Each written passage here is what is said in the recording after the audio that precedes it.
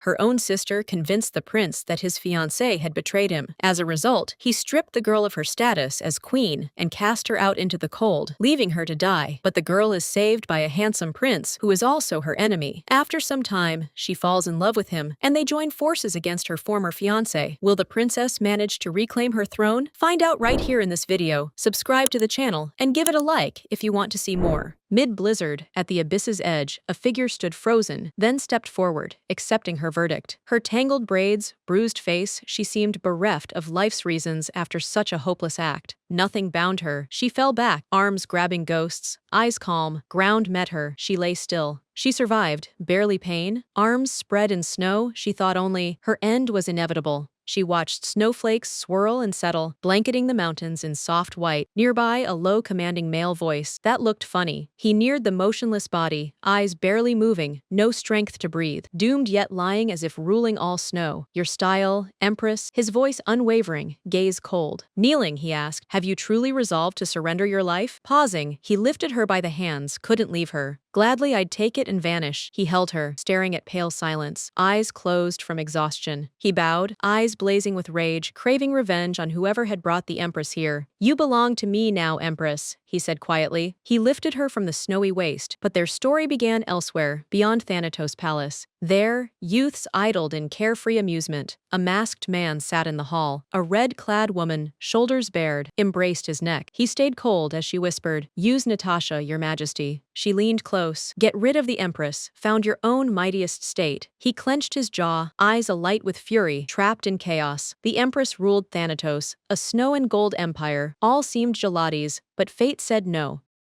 She was unmatched in strength and beauty, yet he couldn't act without her. Shackled together, one had all, the other not. She urged, "Give me her elder brother, just give him." She'd often tried to win the brother, yet always failed. She kept hope, one day she'd take the throne. The emperor knew her brother meant everything to the Empress. She'd sacrifice all for him. The girl whispered, the more she shields him, the sooner she'll become a cruel ruler. She urged him to plant treason evidence in her brother's chambers, forcing his flight. Suddenly, she pushed him onto the bed, pinning his wrists. She whispered, "Destroy all loyal to the Empress." She listed victims, destroy her servants, family, friends, even acquaintances. Leave her alone. Her voice trembled. She saw the Empress alone in a dark cave of emptiness. She continued, "But she'll appear in the ballroom and face His Majesty." She added, "Natasha will announce she carries your child." She said, "That's when she'll no longer stand as Empress, but as a woman who killed her prince." She saw the Empress bloody in a dark hall, dress torn. She said coldly, all from fear of losing power. Her earrings sparkled, eyes shone with delight. She unfolded revenge. Her family and friends will cover her, then whispered, "That's when she'll draw her sword." A blood-washed blade flashed. The stranger leaned closer. Her cleverness will find escape, but stain him with blood. The girl froze. Empress knee-deep in blood, alone with fears and darkness. She understood, however smart and strong, if all her people died,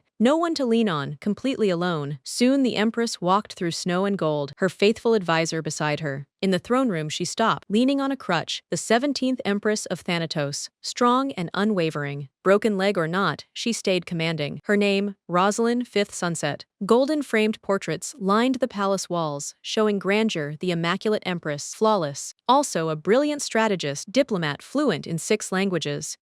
She founded hospitals, cared for the poor, called Empress of Hearts. She nursed the sick, giving treatment and comfort. Despite her injury, she won love through gentle care and world-changing deeds. Her beauty and power amazed, yet one man truly hated Empress Roselyn, her own husband. Years have passed since their loving wedding vows. She uncovered his scheme, kill her loyalists, jail her brother, and seize her throne. Her strength held, "I can't fall. Many still need my protection." Her maid agreed, hiding that Roselyn's injury came from saving the emperor, after which all changed. The maid recalled her entering, sitting on the bed, stretching her hurt leg. Fearing agony, she saw Roselyn smile. "I am alive, and that suffices." The maid paused, then asked, "Are you always like this?" The Empress looked up. She continued, "Won't your strength make fate force you to fall?" Back to reality, the Empress walked, a faint melody in her head. She moved silently, lost in thought. Ani called. Roselyn stopped and turned. One terror occupied her. The emperor planned her death. She paused briefly, then calmly, "I'm fine. Open the door." Ani screamed, "I'll stay till my day's end." "Absolutely." The Empress breathed deep to calm her. All dear to me left through tragedy and illness. Roselyn listed losses. Lady Charlotte, kind and naive. The minister, my ally. The captain sworn to protect me, she added coldly. Their deaths are his doing. In her mind, his face was shadowed, but those white locks were unmistakable. Roselyn thought, Anna's all I have left. I can't lose her. In a flat, firm voice, she said, if I'm in danger, flee far away. I've prepared a safe place. Anna's eyes filled with tears. Why? Your Majesty, why say that? She couldn't accept leaving the castle forever and erasing the way back. She whispered with pain, How can I leave you, Rose? Roselyn smiled faintly. Rose? Long time since that name. Anna pleaded. Hold on! Count Sorrento and the Sunset family fight for you. Unmoved, Roselyn spoke softly, almost in a whisper, without emotion. Rage filled Anna. How could her empress take losing her throne so coldly? Yet she had to grit her teeth, gather all willpower, and open those damned doors behind which awaited the nobles and throne's envoys. She stood right, opened the shutters firmly. Her Majesty, the Empress. Rose paced the blue path majestically past columns, statues, and silent crowd. All heads turned at once. Silence fell. All awaited her emergence. Despite the crutch, her form was flawless. She stepped forward till she stopped before the Emperor. The Emperor smirked, sneered at her, thinking, even lame, she walks the hall. Stubborn woman. Their gazes met, neither pleased nor drawn to any whole. Rose stilled, staring into his eyes. He mirrored her. His face stayed cold. Suddenly, he yelled, enraged, Your legs hurt. You shouldn't be here. Rose's reply stunned all. Pain isn't reason to stop, Majesty. The Emperor sneered a taunt, aiming to shame her. From the hall's depth, a male voice. Look, a whisper rose. That's the Empress. He was Timon Zeres Amor, handsome, stoic foreign minister. He glanced back casually to view the Empress in her fur coat. The hall hushed, catching all. People may fall or tire, but they must not stray from right. I won't abandon mine. Her words cut deep. He'd kill her now if he could, but couldn't. Rose stayed quiet, resolved. Only we can defeat us. Strong, she'd defend her parents' honor, above all. She must guard the Sunset House's greatest value, an indestructible heirloom. A girl in a red dress appeared mid-hall, an elegant fan half hiding her face. She moved softly, seductively. Your Majesty. Natasha's long, silky hair betrayed her. Rose saw through the fan instantly. Natasha trembled, broken. Punish me, I beg you. She knew it was for foreign guests, so no imperial nobles were invited. Rose, furious, demanded, What are you doing here? Natasha feigned remorse. Head bowed. It's my fault, all my fault. Close enough for inches, she whispered. Had I not claimed His Majesty's child, Earl Conley wouldn't have harmed me. The hall froze. All eyes turned, then whispers erupted about the news. The child, Natasha. Fury shadowed Rose's face, fists clenched. She knew it was a lie, but could barely control herself. Natasha pressed stubbornly. All my fault, only mine. She gripped Rose's hand, met her eyes, whispered, But I hope. In an instant, a dagger flashed in Rose's hand, nearly unseen. A moment later, Natasha lay blood-soaked and motionless. Chaos erupted. Glances darted. One seemed to strike, the other fade. Natasha's red dress darkened to deep burgundy with spilled blood. Her white locks soaked crimson. Screams tore air as some rushed to help. A man's voice silenced the crowd. He ordered, Take Natasha to safety. She must recover. The Emperor watched, smiling wildly. The chaos comforted him. He savored the panic, screams, cries. He jumped up, shouting, What have you done? Rose stood amid the hall, Natasha's bloodied body before her, dagger clenched. Voices rang around, but she stayed mute. The terrified crowd shouted, Surround the Empress now! Rose glanced at Natasha, seeing that eerie smile chilling her. A silent farewell echoed. The smile faded. Blood stained the floor by the carpet. All froze, staring at the blood trail. Foreign Minister Timon Zeres Amor watched, fuming. This was Natasha's vicious script, not just scandal. The Emperor roared orders to stop, but Timon ignored him, thinking, What a fool! He sneered at the ruler, throwing away the Empire's power. This fool doesn't know his Empress's worth. Rose was jailed in solitary. The Empire she served now rejected her. The minister, overwhelmed, couldn't grasp reality. The redhead with wine smirked. Well, the Empress, she won't survive this winter.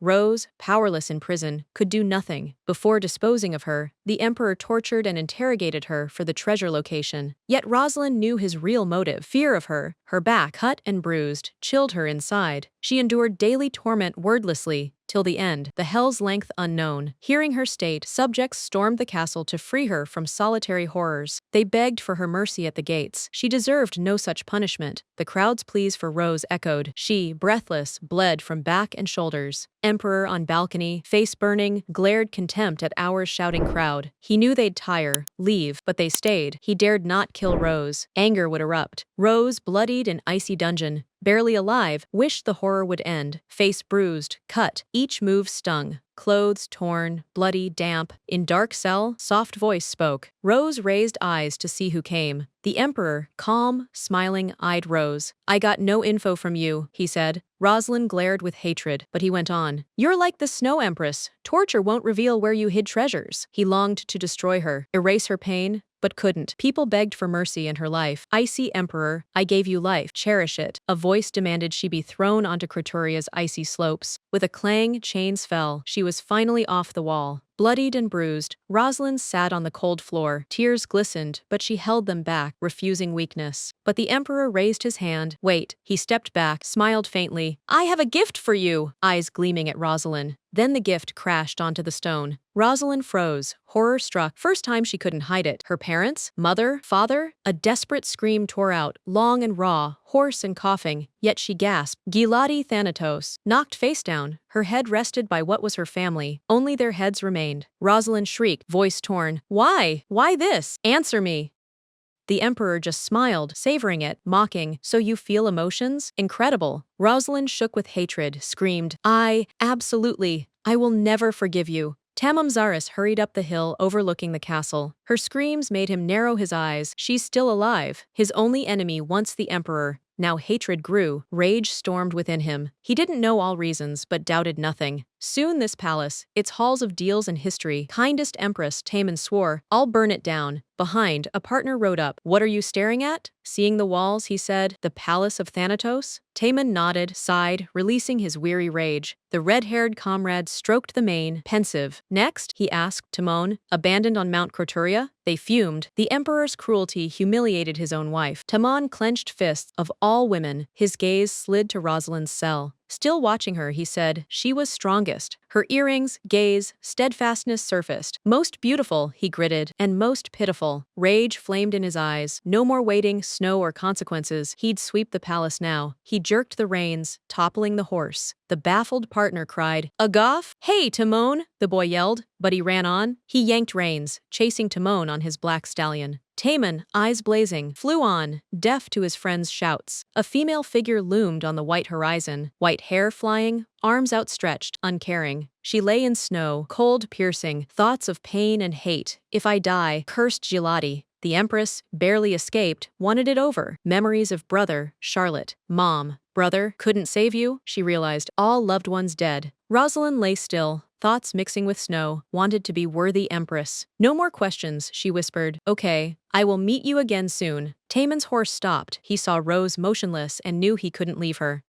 Breathing hard, the young man dismounted, overwhelmed by the wave of feelings gripping his chest. He approached her cautiously, as if afraid she'd melt in the blizzard before his eyes. His voice broke low, hoarse with fury. I'm speechless. You lie here, tortured, alone, mistress of snowy wastes. He stepped closer, shadowing Roselyn, faces almost touched. Words stuck, teeth gritted, one thought whirled. Why? For what? He knelt slowly, gazing at her. Why born in Thanatos? He couldn't grasp Roselyn marrying that scoundrel emperor. Countless whys spun. She lay still, hair strewn, hands mute witnesses to her agony. He knelt deeper, whispering, why not meet you before? Tamon lifted Roselyn gently from snow, weak, drenched, silent. If you don't need life, forgive me. I'll take it. Lifting her, he touched her face. Your Majesty? Tamon held her close, warm, and kissed her, quietly, carefully. 2 words changed all. You're mine. He mused on God crafting humans, mixing joy, sadness, anger in a furnace. The Creator loved good souls. Their emotion furnace boiled, keeping kindness alive. But evil seeped into the good-only cauldron. Thus came those balancing good and dark. Some choose honesty, smiles. Others rage, harm, fear. People hurt each other, wars for no reason. First death from greed spawned endless deaths, growing daily. The God King, furious, tore the human creator apart. The creator's punishment for birthing such contradictory beings. God strewed his torn body parts across war-ravaged earth, 6 fragments hid in various things. They shone heavenly blue, pure and calm. Each fragment's nature differed. Some conquered time, earth, or ocean. Others entered people, granting divine gifts, hypnosis, foresight, weather control, and death. Another force, life, arose, driving humanity, fueling existence's thirst, thriving in love, sincerity, small joys. It flowed in glances, touches, kisses, in treasured moments. Life force exchanged silently, imperceptibly, yet irreversibly. Some called it second wind, fresh air for new life. Tamon sped over snowy plains, Roselyn in arms. He cradled her head, warming her icy frame, seeking shelter fast. This woman in his arms, once a star, now unconscious, broken, alive. He'd save Rose at any cost. She was too dear to lose. They stopped at a small house with a crowd staring, trying to understand. Thanatos boys looked exhausted, coughing and sneezing from the cold. Tamon's red-haired friend led, sharp, demanding, urging them faster. Tamon held Roselyn to his chest, weaving through trees to the hut. The redhead saw him and the girl. "Hey, who are you carrying?" The boy's eyes widened. You took her body?" Tamon silently crossed the threshold and went inside. The redhead was stunned. He brought the body of a girl who'd fallen off a slope moments ago. No chance to survive? Tamon removed his jacket, laid Roselyn in bed, and covered her warmly. Rose sighed, winced, and pressed her stomach to soothe the spasms. His calm, deep eyes were trustworthy. "I won't allow it," he recalled. At a banquet, the Empress asked guests, "You claim to repel pirate attacks?" Roselyn retorted sternly, "Handing over this island shrinks my ocean." She added sharply, "This island conflicts with the Legar Empire." Tamon replied calmly, "It's just meters, we can move the island away." Tension grew, but Tamon stayed poised. "I'll choose another island." Ultimately Roselyn agreed, needing funds or other reasons. She raised her head, eyes firm. "That was your real goal." Tamon smiled carelessly. "Island destruction, just fun." Then Roselyn told another tale. Amora's ship sank off Goldal. She met his eyes. Something important was aboard. Tamon's smile vanished. He turned grave. That ship was Sunset Family's, the Empress's new term. Surrender all ship's contents for a rare red cocoon, coin-sized, found only in Amor. Shaking off memories, Tamon eyed bloodied Roselyn. "She's earned the right to trade the Amor-only red cocoon." He conceded, touchy, yet smart, cunning, wise. Her beauty's both outer and inner. Roselyn moaned as pain swept her. Torture marks gave no rest. Silent, Tamon watched her writhe, fragile as a wounded kitten, defenseless. His thoughts swirled. He'd given too little life force, the healing energy. The kiss should have dulled her pain, but it wasn't enough. His rival, the woman he once dreamed of killing. Yet watching her torment, why did he feel her pain as his own? He hugged her tighter, ran hands down her back, kissed her again. Roselyn opened her eyes, lucky to escape pain, momentarily. At first unknown, then she recognized Timon Zaris's features. My heart shuddered, emotions surged, anger and confusion exploding together. She pushed Timon away and slapped his cheek. Wiping her lips in disgust, she cried, "What are you doing?" Tamon turned, calm, replying, "I'm treating you. Be obedient." Roselyn screamed to go back, but he said firmly, "I want you to live." Her blood boiled like fiery lava. She hadn't expected this and wasn't happy. "Don't come. Let me die," she screamed. But Timon wouldn't yield. He wanted to restore her will to live. He grabbed her wrist, lifted her, blocked her escape and blows, asking, "After all you've endured, will you give up?" His voice shook with rage. "You were tortured, humiliated, lost family and friends. Now you'd vanish?" Roselyn breathed deep, whispering with regret, "I can do nothing for them now." He thundered, rejecting objections. "Betrayed where you gave your all? And you'd die on this ice field?" She looked down. She'd given the palace her childhood, youth, soul. Still, she raised her eyes and said softly, "Yes, in the snowfield." Tamon clenched his jaw. He couldn't stir her will to fight. She'd lost everything, but death wasn't an option.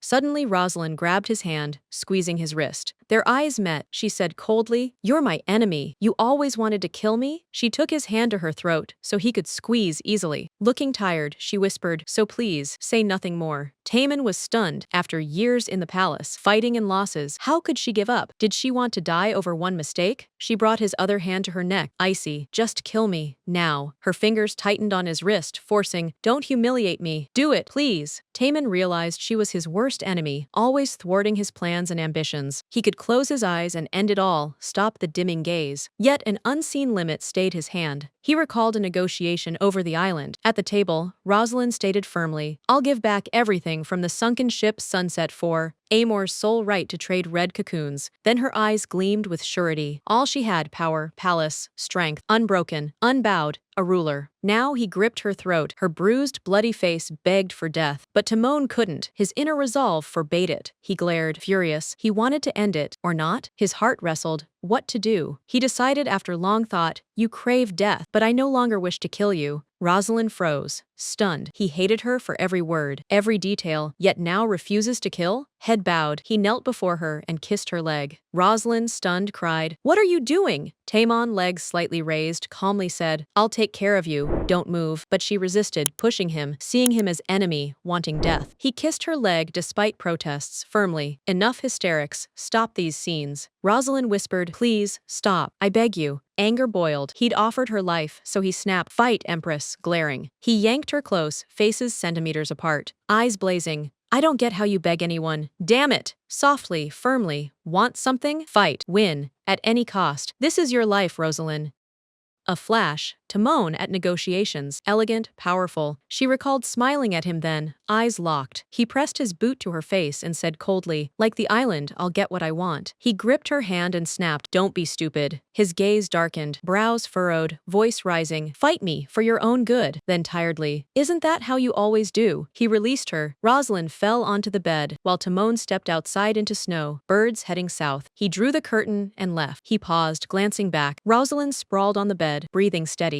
She slept, lashes barely moving, dreaming something, and Timon was there. Meanwhile, snow fell in blizzard over Thanatos Palace. The Emperor stood at his office window, peering into the storm, waiting for word. The door opened without turning. He asked, "Is she dead?" The servant kneeled, "Yes, your majesty, I swear." But the Emperor cut in, "How can you be sure with no body?" The servant replied at once, "We found blood, and above all, she was torn by wild beasts." The Emperor exhaled, easing tension. "Okay, what about the relic?" The servant vanished, nervous. "We haven't found it yet. Maybe someone took it earlier." He raged, "Impossible. She was Empress until that day." His eyes blazed, "Search the whole palace and all Empress-linked spots. Find it now." The servant nodded, dashed off. Rising, he flicked his cloak. The heavy fabric flew as he sped through the door. Alone, he slumped in his chair, gripping armrests. One word echoed, "Battle." A spasm twisted him. Pain stabbed. He clutched his stomach. "I'll vomit." When it eased, he recalled Thanatos' hereditary royal gift, called death. Its strength tied to the wielder. Giladi's attempts only yielded faint dark swirls, standard death power. He saw himself bedridden. This could send plague, a long, painful death, but each use cost. Suspected of killing the Empress, Giat reeled from backlash, too weak to slay Roselyn directly.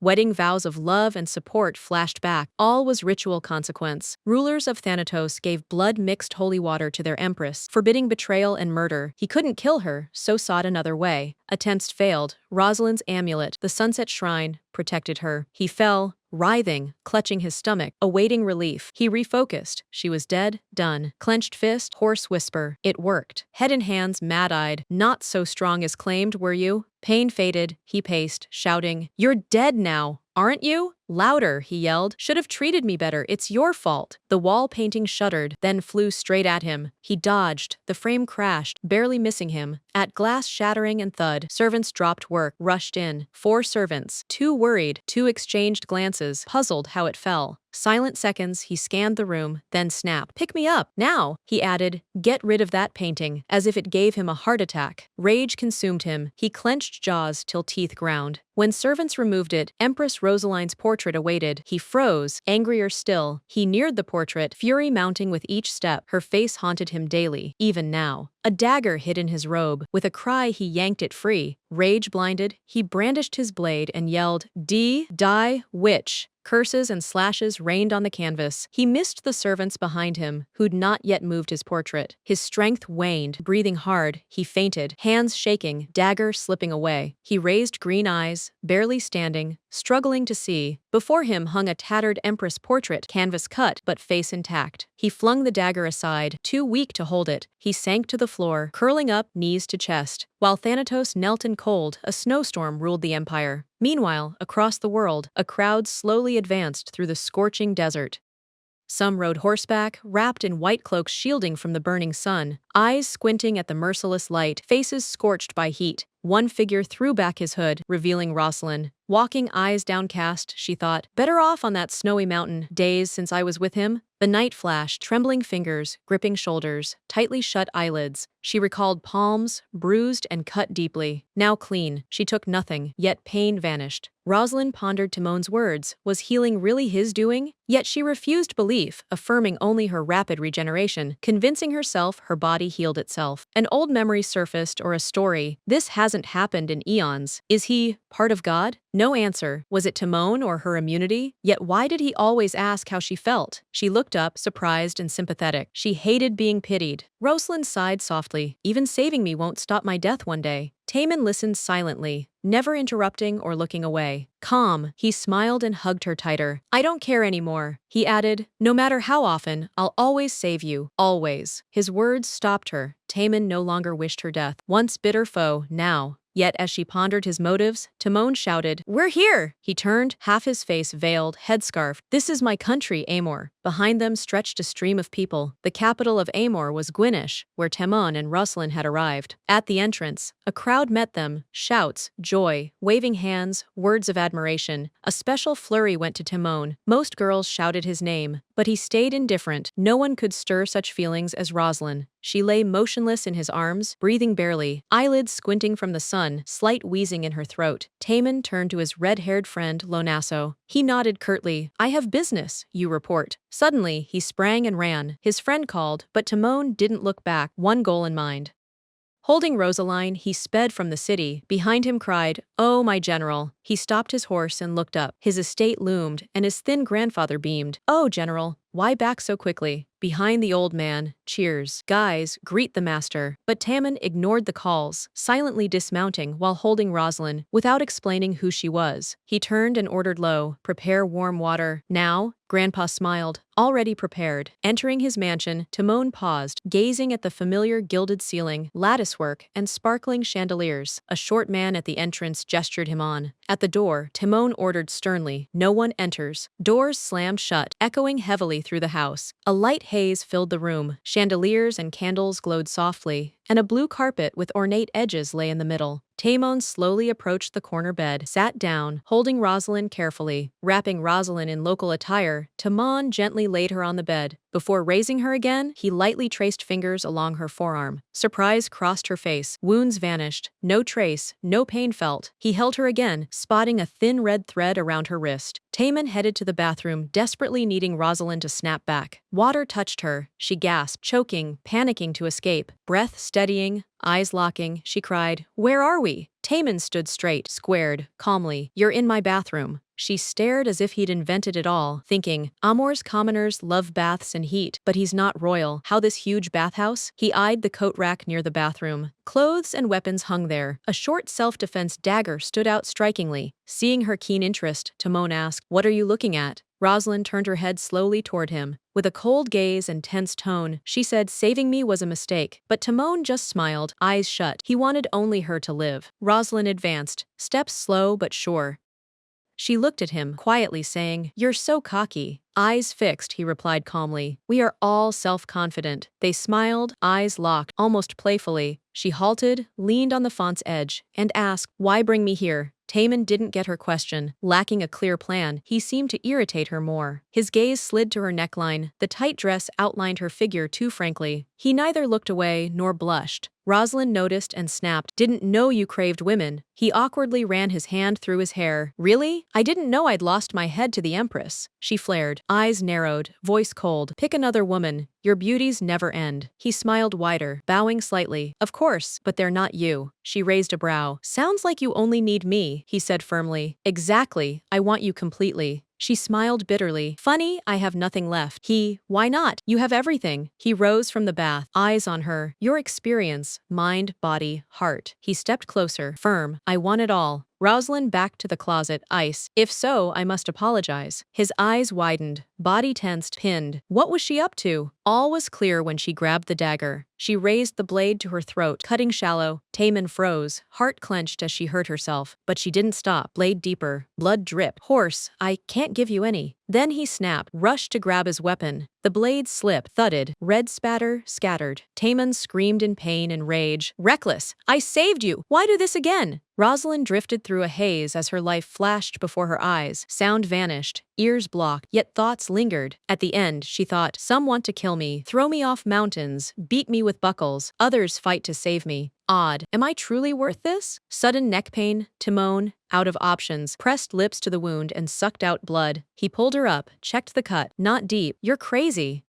Fury stormed. He screamed, how dare you kill yourself so easily before me? His eyes blazed. You gave up your life, and I saved you. He recalled that night on the slope, her cold, unconscious, serene, as if she had welcomed death. Taemun gazed, then said, I saved you with my life force. He hugged her, squeezing. And now I hold you like this, tightly, hopelessly. Her throat pressed his shoulder. She stopped breathing. He gripped her shoulders, gritting teeth. I must tell you something. Loosening his hold, he said firmly, now you're mine. Outside, Lanaso heard a woman's voice. It was Empress Theorancha Lentipu in a loose, ornate dress with rich embroidery. Approaching, she greeted and asked why he hadn't come in. Lost in thought, he didn't answer. Her face darkened. Ignoring me? Lanaso felt uneasy before the Empress. He stood, turned away, gathering thoughts. Sighing, he masked nonchalance and smiled. How could I, Majesty? He stepped forward, stopped at arm's length. Thanks to you, we're home safely, she said. I knew you were coming, but not today. She glanced at him, asking for Timon, but he mumbled vaguely. Finally, he said, Emperor Thanatos made my heart seize in anger. The Empress narrowed her eyes, doubting this heartache tale. Lonasso insisted he couldn't speak, just went to his estate. She nodded, believing his sight would fell a strong man. This wretch disgusts me. But thoughts of Tamon lingered. The heart never hurt. Then suddenly, was it serious? Worried, she planned to visit at once, but Lonasso urged, Majesty, grant him time. To distract, he asked, shall you receive us first? He added, hear what that mad emperor did? Doesn't he crave details? After persuasion, the Empress agreed to meet Lonasso and his party and hear Thanatos's new antics. She raised her hand. Let's feast for your return. The crowd cheered, embracing it. While ordering servants, Lonasso felt relief. He'd hidden Tamon and avoided a scene. He mounted his white horse, settled in the saddle, and rode deep into the palace to prepare for the feast.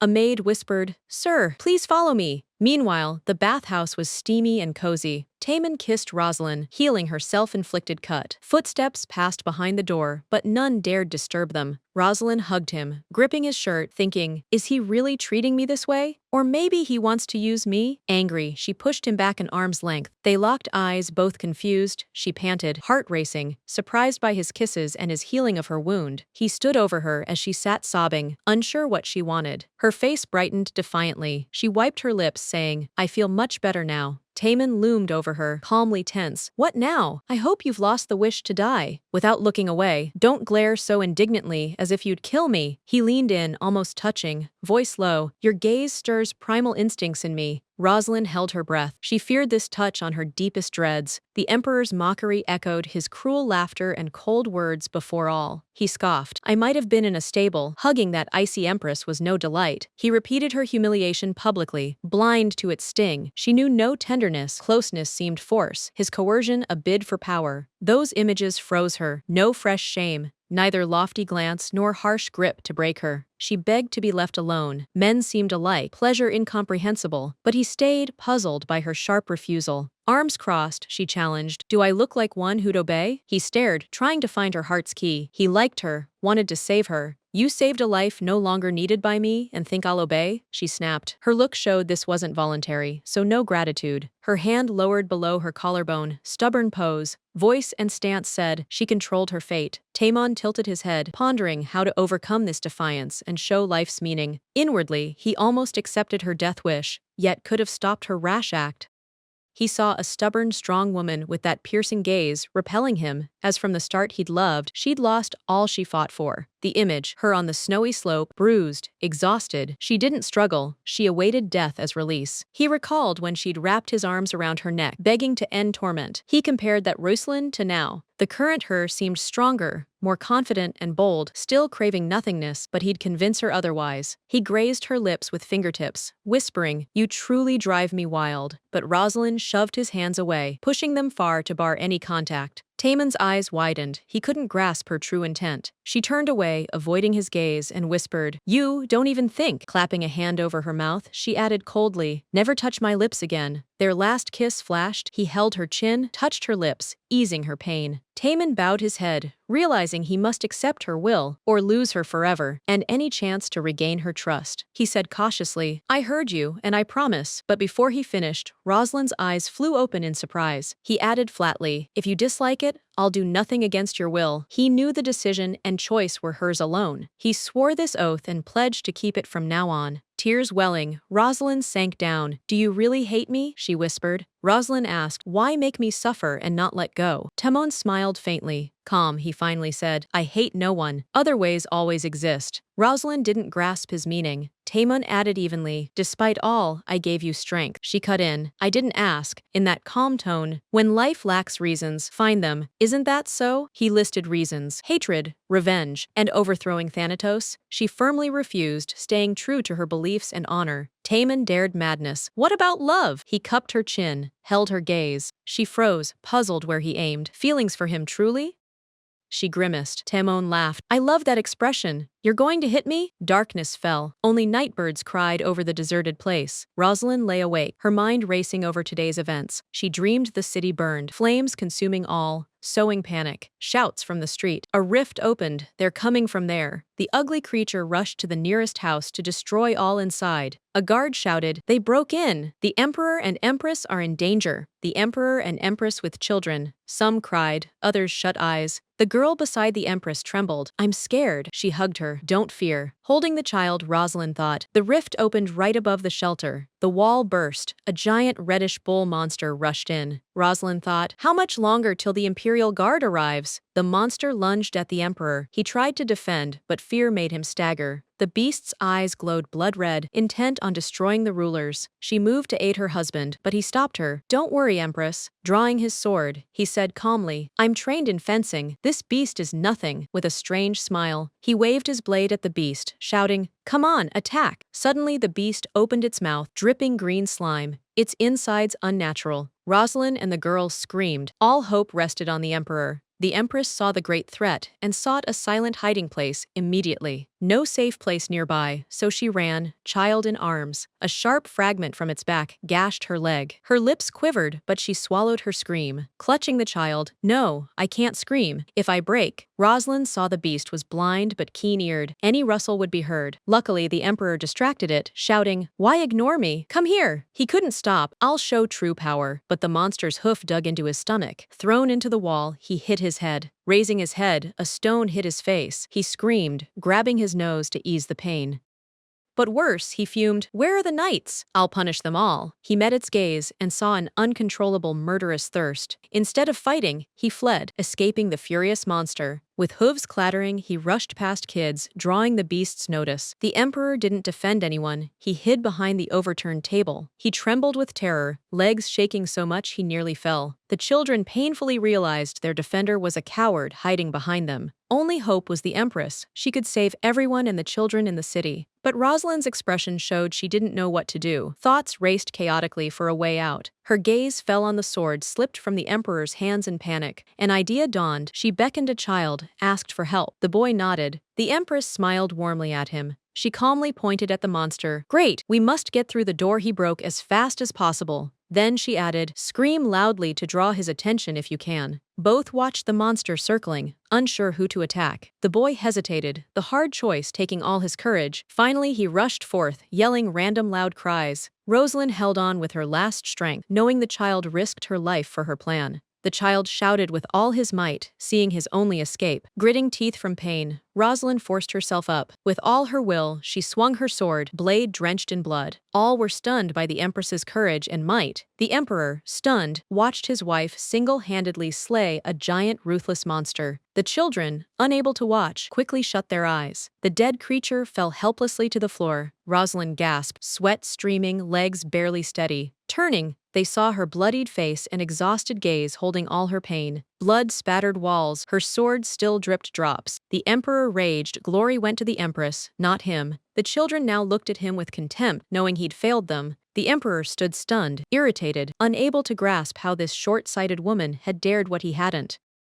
Seeing their condemnation, he cried, I am the emperor of this state. But none listened. He kept yelling, I can't risk myself. Why stare at me like that? One last look at her bloodied face, he screamed. His cry echoed, but battle's end, knights had slain all monsters. Days later, snow thickly blanketed Thanatos. Frost froze all. The Empress heard Natasha's loud, mocking laughter down the corridor. Her words showed she mocked the Empress. Oh, this Empress. The Emperor eyed her with disgust, wanting her gone. They passed in the corridor, but Natasha persisted. As sluggish as your majesty says. He faked a smile of malicious glee, enjoying her decline. Meanwhile, Roselyn neared the crimson carpet's end. All melted away. Eyes opened. It was just a dream. Not a vision, but memory. That horror years ago. The Emperor still a coward. She sat, exhausted and hollow, unsure what to do, unable to sleep. The boy who blindly trusted the Empress, sacrificing himself, rose again. She thought, before the feast, I gave him the relic. It should shield him.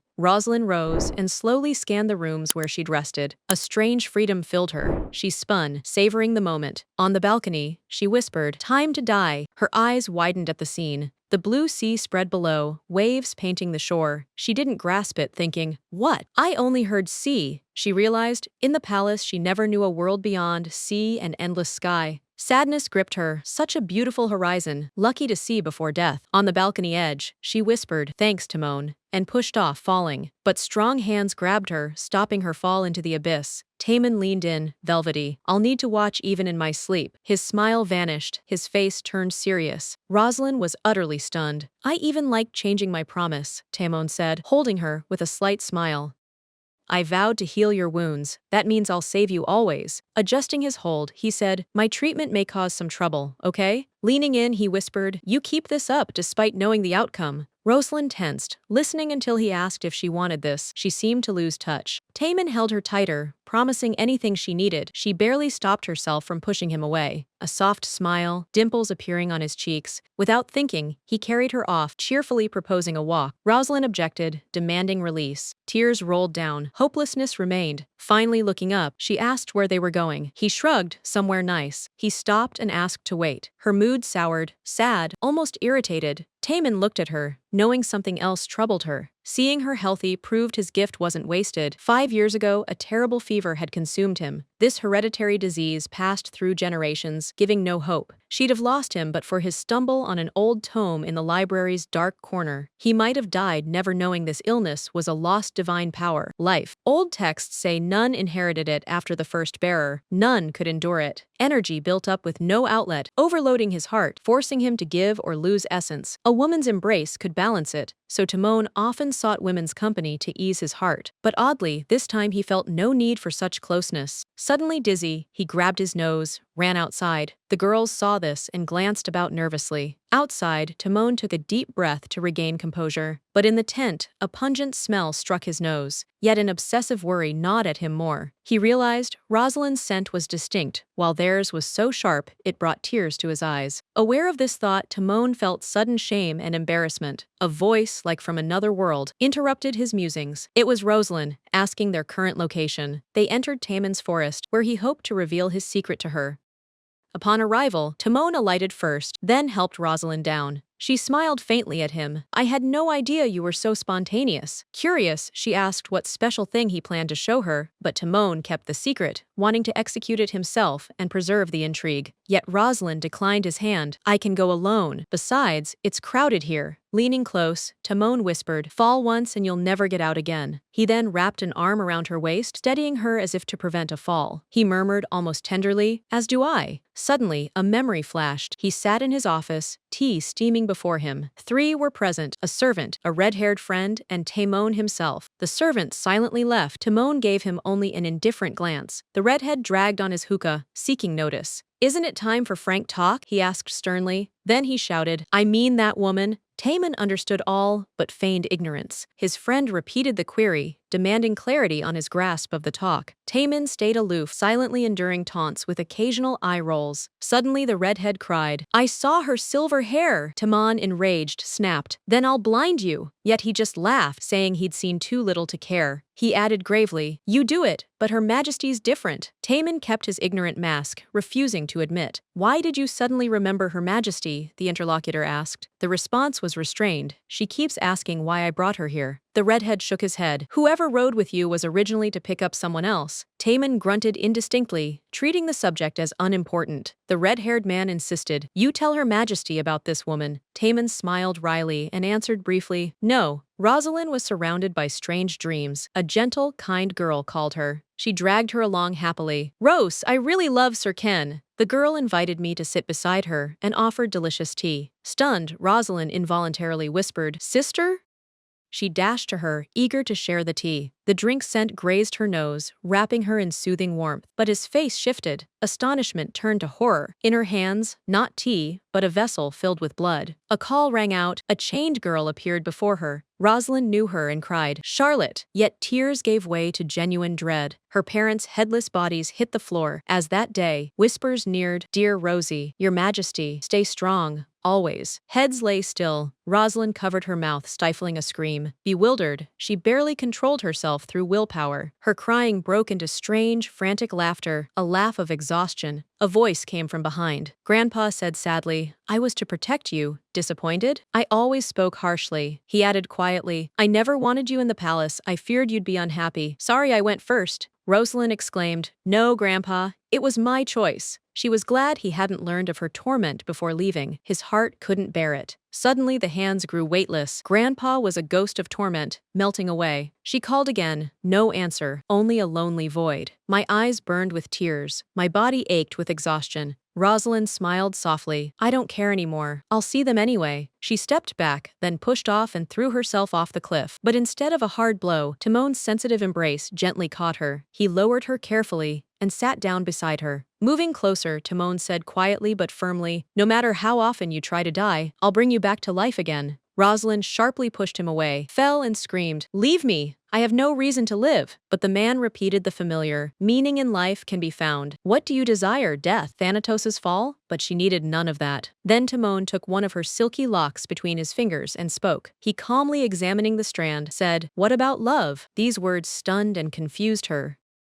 Love wasn't needed. Then she was suddenly on the bed, unaware of how she'd gotten there. Strangers encircled her, observing closely as she sluggishly came to. One maid was especially alarmed, fearful of Roselyn's gasping in sleep. All introduced themselves politely, each offering their names. Servants praised her hair, but Roselyn, holding back tears, cared not. Tears meandered down her cheeks, stirred by weighty recollections. Then she broke, body shuddering with sobs, a shout escaping her. Bewildered maids bustled. The twins fled. The eldest tried to soothe her. In the corridor, the twins spotted their master and hailed him. Taemin was the master. The breathless girls hastily recounted events. The twins gasped, there is an incredibly beautiful woman. She, but breathless, couldn't finish. Catching their breath, one cried, "She's crying! She can't stop!" Hearing this, Timon leaped up and dashed to Roselyn's chambers. Stunned, the girls turned their heads and froze. They bickered loudly over who understood it all correctly. The twins exchanged glances, then looked at Taemin. Then, as if realizing, they chased after him. Meanwhile, the maid softly prayed to calm Roselyn. Listening, she mused, "That prayer my Etesian nurse often sang. At first I thought it her, but likely she's just Etesian." The maid asked gently, "Eyes still hurt? Want some water?" But just then, Taemon burst into the room. Their eyes locked. He silently signaled the maid out. Drawing near, he stared hard into her eyes. Roselyn, flustered by his look, turned away shyly. His pupils betrayed anxiety and deep disquiet. Taemin knelt on one knee before her, trying to calm her. With gentle yet firm hands, he clasped her shoulders and gave a soft shake, coaxing her to lift her face. This sudden closeness made Roselyn's cheeks flush warmly. At once, Timon pulled her into a gentle, strong, enclosing hug. In that moment, only her condition mattered. All else lost importance. Astonished by his abrupt moves, she hadn't foreseen such a response.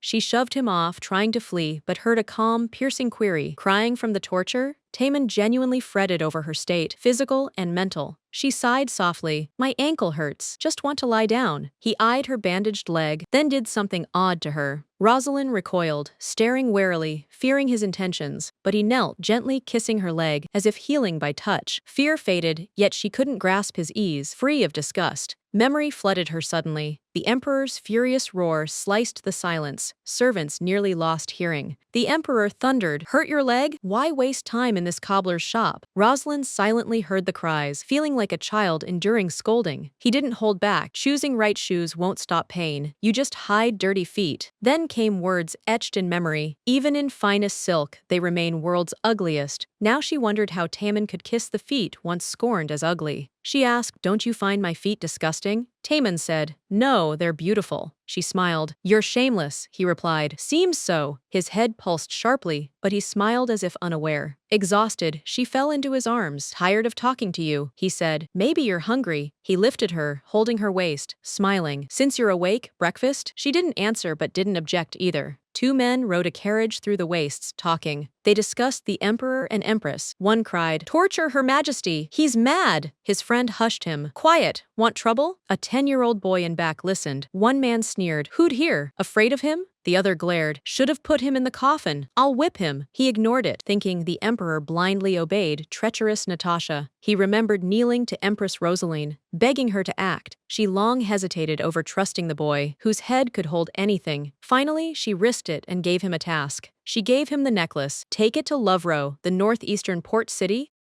Leaning close, she said, "Find merchant Red Snake. Give him this before he crosses Thalia's waters." She warned of the path's dangers, giving them time to weigh their choice before accepting. But the boy, confident, straightened and declared, "Your Imperial Majesty, I'll succeed." She briefly doubted trusting such a priceless item. Seconds later, she gently, almost motherly, stroked his head, startling Arsene into stillness. Arsene looked at Roselyn. She softly thanked him. The amulet was peculiar. Once on his wrist, it became a bracelet, constantly reminding him why Roselyn wanted it given. Thalia, a river basin bordering the Louvre, harbors terrible monsters and rival conquests. Each attempt revived trade for exactly 2 months, called Trade Month. That period neared its end, and Arsene had only days left to reach his goal. If he fails, he may never meet the Red Snake sea trader again. He clenched his fist, resolved for success, vowing to see it through. As the boy stood, the carriage halted abruptly, throwing him to his knees. Mournful cries outside. Someone pleaded for help, arguing with strangers. Blinding light flashed into Arsene's eyes. He instinctively shielded them. Black-cloaked figures appeared. One coldly said, "We'll need this child." Strangers grabbed Arsene's arms and yanked him from the halted carriage. He gasped, "I'm an Imperial Academy student." They stifled him, a bandage with unknown substance pressed to his mouth. He spun, buckled, and blacked out. Last sight, black-cloaked strangers bending over him. Meanwhile, Roselyn sat on the balcony, watching waves crash ashore. She liked being here. The foam seemed gentle. Waves played every blue, deep azure to crystal. She couldn't believe it. After years of captivity, she finally felt true freedom. Taemin noticed her focus and watched, surprised. He set down his fork, asking, "Like the sea that much?" "Nothing special." Roselyn, eyes on waves, whispered, "I've just never seen him."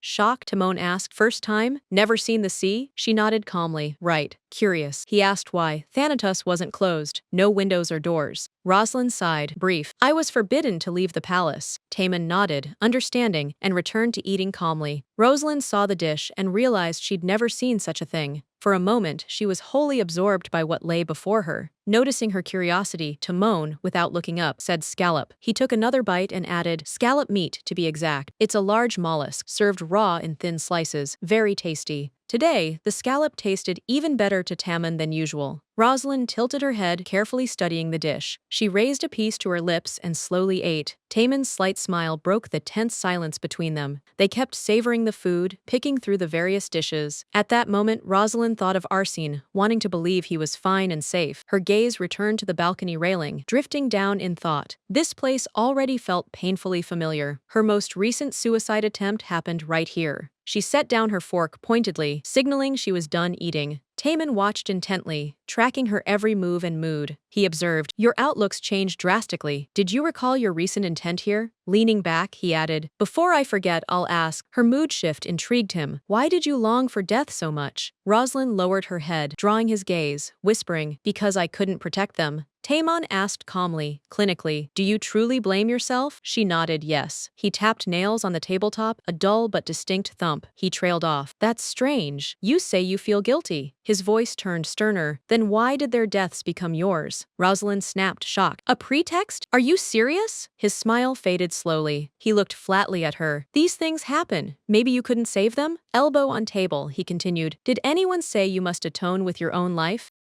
She seemed to grasp the meaning, yet refused to accept it. But Timon pressed, would they want that? They didn't plan on dying. He leaned in. Their deaths are unjust, but do their feelings no longer matter? No longer worth anything? Roselyn objected sharply. Not what I meant. Her body shuddered, as if a pulse swept from head to fingertips. In the setting sun's glow, they looked like silhouettes frozen in a key talk. Tamon changed his tone. What if it was me? He continued. What if I died protecting someone I love? Roselyn raised her head to his serious gaze. Timon said calmly, and then they'd use my death to blame themselves. He added, I'm sure they'd rise from graves to say, I'm fine. Roselyn froze, stunned. He continued, I want the same for you. It's not your fault. Tears rolled down, but Timon didn't stop. You're the most beautiful person, he said firmly. Become the happiest of all. Emperor wandered through his own dreams and delusions. He slogged the ominous quagmire, shouting for help. He felt some living soul nearby might save him. Purple slime sloshed, but then a voice caught his ear. His father's giant form loomed, icy contempt in his gaze. The old emperor thundered, You're worthless, unworthy of my name. The throne goes to one truly worthy. His voice roared with rage. I begged on my knees to return your bride to the throne. I forced myself so you'd be crown prince. He added, From now on, discuss every decision with the empress. Then his father forbade him from deciding alone. His roar blasted the slime upward, twisting into bizarre vortices. For minutes, he humiliated his son, worthless, ungrateful for even a throne. But the emperor broke, pride trampled, so he fled far as possible. Before fleeing, he yelled, What else? What wrong? Where will you chase? Suddenly, his gaze met the empress's figure, but she's dead. Why now? She turned, a wide, eerie smile. Emperor? He froze, stunned. How could she have survived?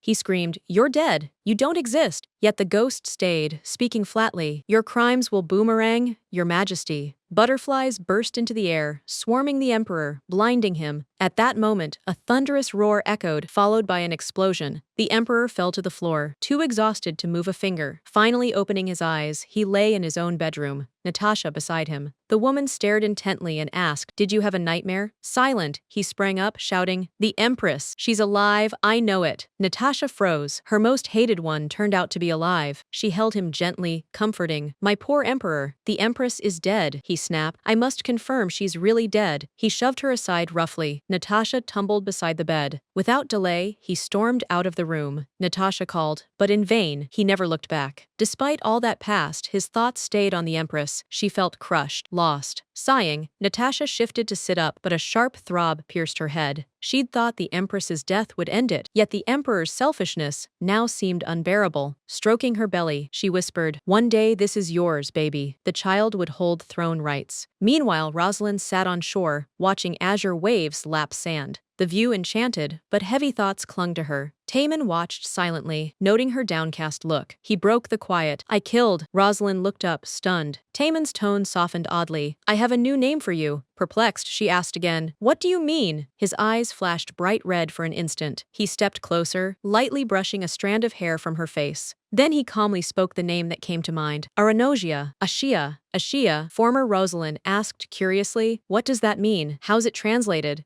Tamon didn't answer, but rose, stretched, and said, Oh, so warm. I'm sleepy. Need some rest. He extended his hand gently, as if inviting her along.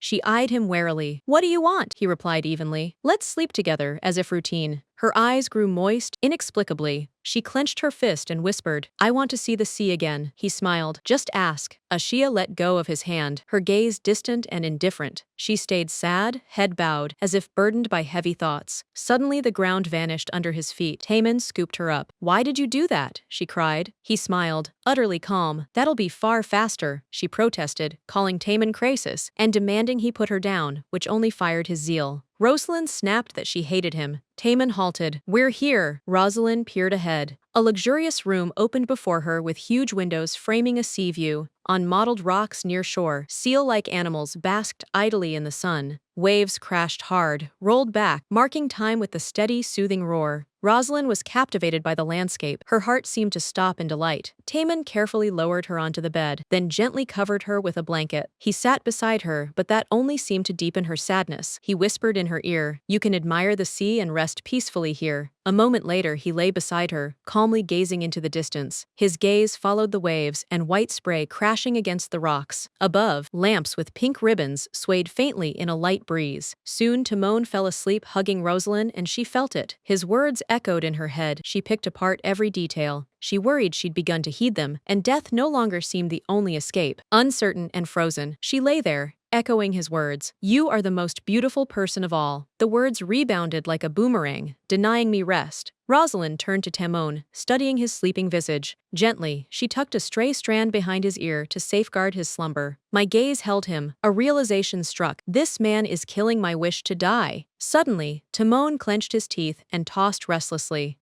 He shifted to his other side, plainly in discomfort. Moans escalated. Roselyn watched anxiously, seeking the cause. Sweat-soaked and feverish, his pain intensified. He stripped off his outer clothes inexplicably. Roselyn watched, bewildered. Her anxiety spiked. Touching his skin felt like a high fever's burning heat. Timon writhed, barely holding back from tearing himself apart in agony. Roselyn stared in horror, clueless why he suffered so much at night. Within seconds, she yelled his name as he beat himself and pounded the wall. As he banged his head on stone, she screamed, "Stop, Timon! You'll kill yourself!" He snapped back, "Don't come closer." His harsh voice ordered her to stay put and not approach. His body convulsed. He clenched his jaw to stifle screams. Finally, he couldn't endure and yelled angrily, expressing his pain that way. Then Roselyn realized this might be his hereditary illness, a hereditary disease through generations. She'd heard, but not how serious. She searched frantically to help, unable to imagine his inhuman pain. Timon gathered willpower. "I must hold back, else I'll go mad," breaking my promise to her. Though unexplained in the book, he knew, transferring life energy to an unsealed partner risks. Consequences would be stronger now. He'd held force too long without release, trapping heat. "One more time? I must fix this one more time," he repeated. Roselyn suggested calling an assistant. Maybe they could help. "Is it your abilities?" she asked. "If you still won't let me call, you're keeping secrets," she said. Silence. "Then, can I help you?" Roselyn's offer surprised Timon. Such aid could have truly saved him. He squinted, disbelieving. "Really serious?" she replied, calm but firm. "Never more serious." She awaited his answer, ready to do whatever was needed. Timon's muscles tensed. Slowly, he touched her cheek, tracing to the corner of his lips. Without hesitation, he leaned in, ignoring caution. Calmly, he said, "Then I accept," and kissed her, holding her waist and cheek.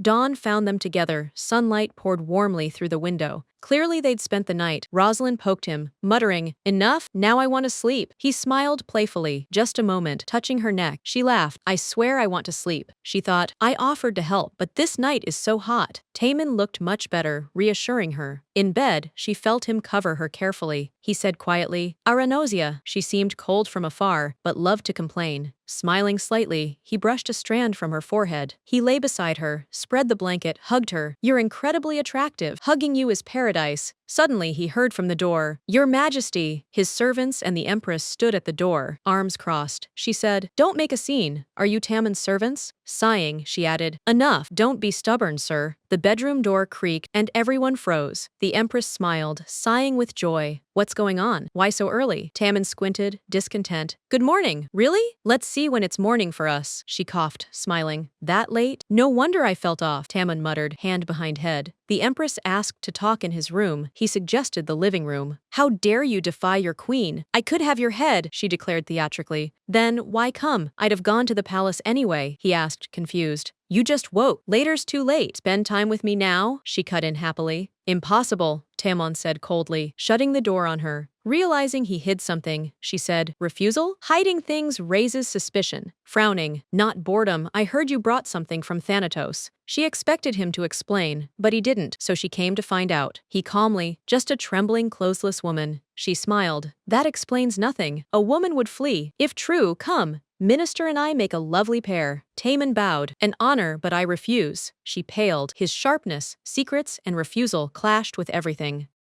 She shoved him aside, threw open the door. "Out of my way!" Enraged by her intrusion, Timon rushed after her. But she ran to the bed. Who is she, hidden so carefully? Suddenly, her expression changed. Anger melted, leaving confusion. She ripped the blanket off Ashia and froze, staring. The queen eyed the woman. Her beauty sparked instant curiosity. Silent seconds passed. Then she cried, "My God, a woman!" Timon burned with shame before Ashia, stuck in the scene. The two women locked gazes, neither looking away. Timon sighed heavily, then coldly, "You've gone too far." The queen squinted, peering. "Silver hair, amethyst, bright eyes. I've heard of such. Is this the woman from Thanatos?" Taman sighed, steady. False news. No one saw what I brought from Thanatos. He added, tense. I took nothing. How do you know I brought anyone? He raised his chin, adding sharply, I don't know who told you, but we'll have to file a formal complaint for perjury. The queen frowned, arms crossed, studying him. Then she asked, okay, if you're sure, what did you bring from Thanatos? He froze, mouth open, but no words came. He said, the skin of a silver deer. Both women stared. Timon repeated it, and the queen asked, a real silver deerskin? She exclaimed joyfully, finally, reliable protection. I'd given up. They were almost extinct. You should have brought her right to the palace. Taemun shrugged. Why should I give it to you? It was extremely hard to get. But she still wondered, who was this woman, if not from Thanatos? Taemun glanced at Aranosha. Without hesitation, she's a Namalisk slave I bought for a fortune. The queen, shocked, always thought Taemun indifferent to women. You never liked women. Why spend so much on her? Taemun neared Aranosia. Main reason she looks human. Never met her, but her face mirrors Empress Thanatos. The queen asked Aranosia, where are you from? Ashia stared, silently weighing her answer. Suddenly frightened, she grabbed Timon's hand and pulled him.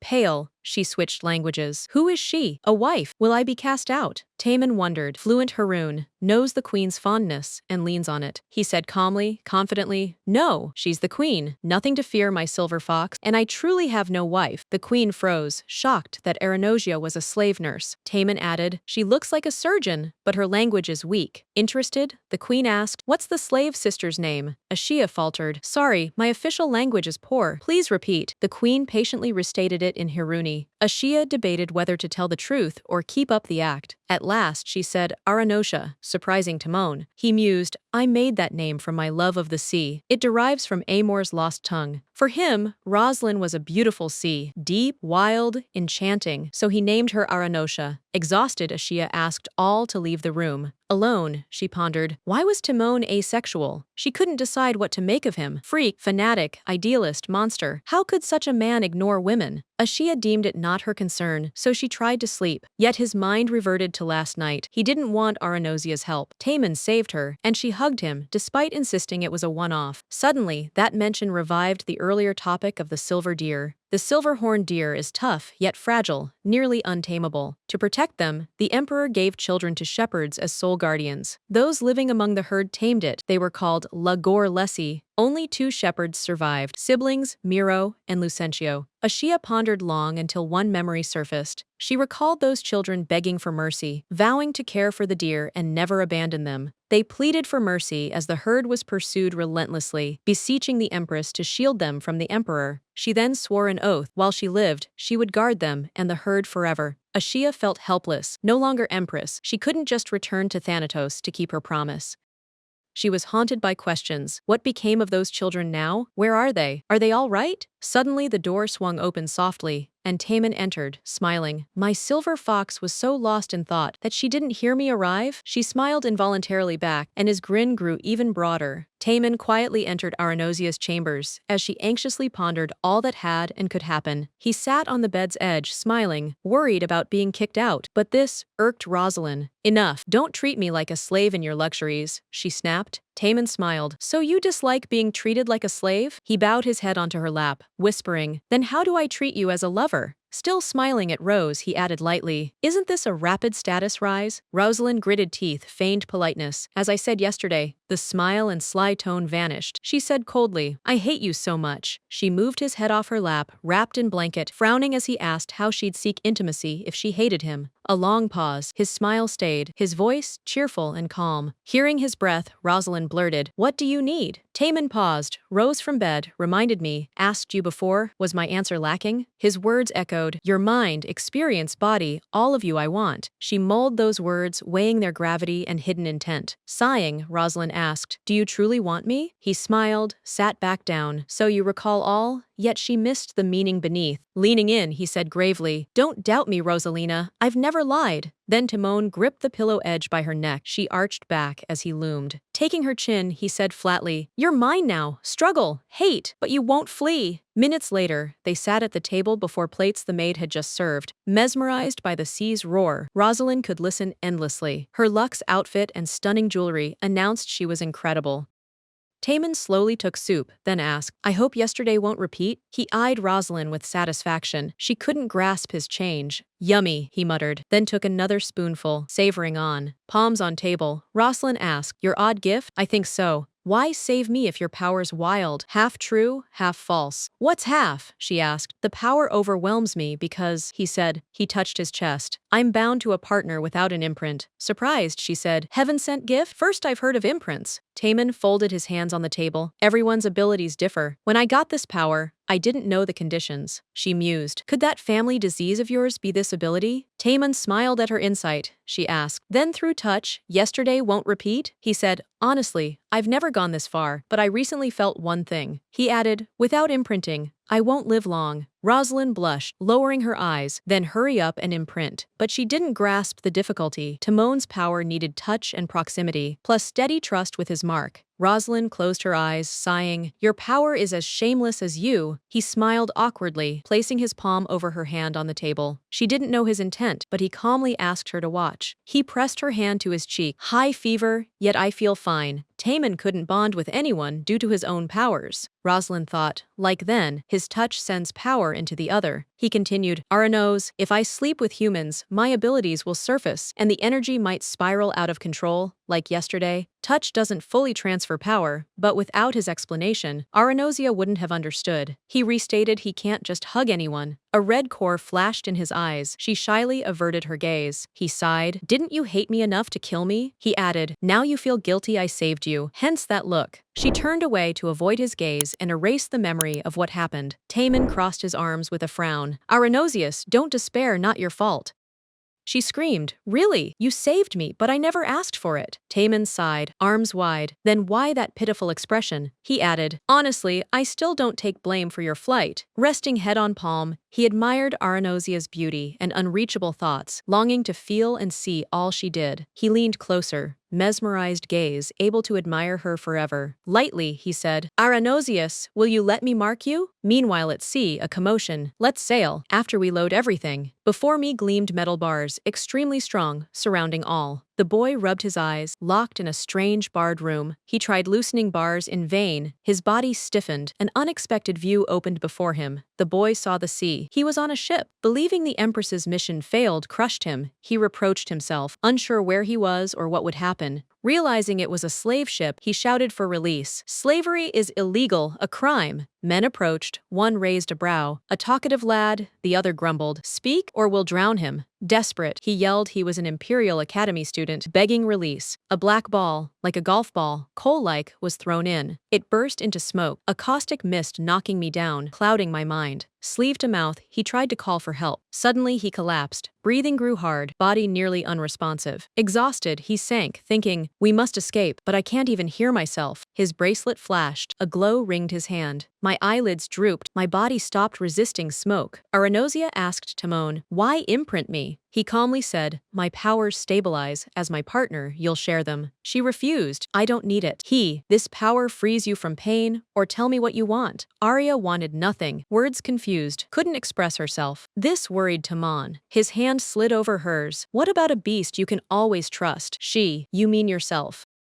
Arya saw this as crucial for Timon. It meant peace for him, yet she opposed it. He vowed loyalty, promising never to betray her, but Arya shrugged. Betray me if needed. Taman fumed. Is that how you view all who vow loyalty to you? He calmed, then added, they're trustworthy, but I know your coldness stems from distrust. She should weigh her words before he worsened. Arya wavered. It could save Taman. A favor for favor, but she disliked it. Waves hammered the rocks below. Water surged, churning white foam. Evening slipped by so fast Arya didn't blink. Two maids by her bed. Lady Asha moved here over a month ago. One girl said Arya's arrival spurred them to write novels. Asha, surprised. Romance? Really? The girls hopped up. Yes. They retold the plot. A silver-haired woman speaking another tongue. The heroine falls for a general of a deserted red-eyed land. Arya didn't get it at first, then flushed with shame. A novel about her and Timon. The love-struck general never gave up. The princess soon loved him fully. Servants wrote half already. Printing house reviews are a frenzy. Second maid, actions in Thanatos. The empress had silver hair and violet eyes. They dismissed parallels. Ms. Ashia is far more charming and lovely. Arya smiled warmly. asked to see the final result when done. The oldest maid slipped in, whispering, "Oh God, don't see this." A senior maid entered with laundry and sighed, "Sounds nice, but too much passion." A girl raised a finger. "You can't cut love scenes between man and woman." Another grinned slyly. "You've 3 kids, don't you know?" Angry, she flung underwear down. "What am I even doing here?" The girls laughed. "Azrael, you've gone dark!" The maid kept thundering. Asha smiled slightly, watching. It was deep night outside. Arya lay by Timon, nestled behind her, seeming asleep. She mused, so quiet. But would nothing really have changed had I not stepped back then?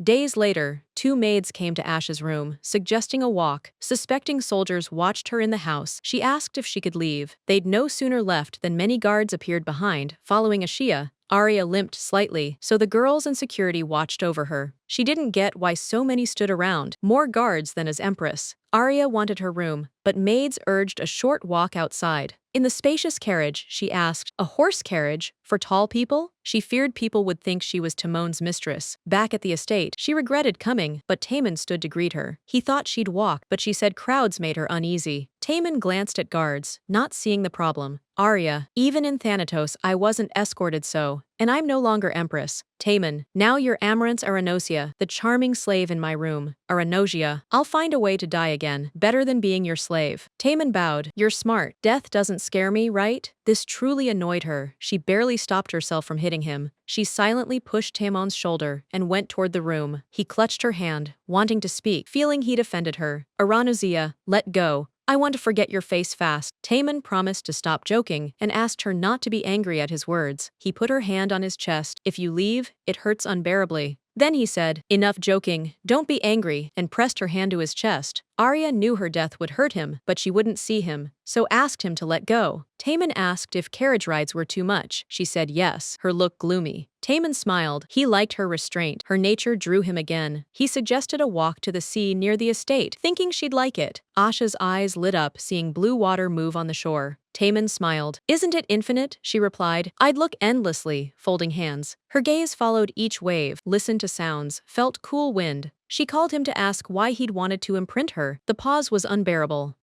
The question stunned Tamon. He'd explained, but she wanted to hear it again. Arya calmly said she'd rather die than live as I want, gazing at the mesmerizing sea. Aranosia saw her importance to Tamon. "You've kept me alive. Ready for that?" He turned to the sea, now just water on sand. "You sound like your old self." The woman turned, her gentle voice hypnotic. "I'll imprint, but hear my wants." Tamon listened raptly. "Tamon, a deal?" Aranosia, "Yes, don't you want one with me?" His eyes lit up. "Glad to hear it. An agreement means all do as they wish." In exchange, Timon offered 3 favors at her request. She folded her arms. 3 won't do. I want 5. Though irked, Timon couldn't refuse. Seeing Aranosia's complexity, Timon accepted her terms, needing the imprint. Asha added, "Don't fall in love with me." A decisive refusal. Tamon's smile died. He tensed, thoughts muddled with rage, despair, more. She crossed arms. "I know you want me, but hope it's just lust." Tamon saw Aranosia wanted no love, yet felt hurt. Fist clenched. "Think I'd love you?" Ashia smiled. She needed no love, so the news pleased her. "What if I refuse?" he asked. "Then our deal's off," she replied. His eyes narrowed. He fought calm. "Can one control feelings? What if I unknowingly love you? Then you settle it with the Emperor." He leaned close. Could his image have destroyed the imprint? Maybe. A military certificate is sacred, God-forged. "I have one. I'll use it later," she said. "Where is it now?" he asked. "At Garci Temple, under another alias," she said. Tamon understood. He touched her lips and asked, "What if you suddenly fall in love with me?" He was sure it wouldn't happen, yet curiosity persisted. The possibility existed. Aranosia paused. "You can do as you please with me, imprint me or not." He liked this concession. A satisfied smile appeared. She was about to seal it, but Timon stopped her. He said flatly, "So I must comply unilaterally? I add my terms."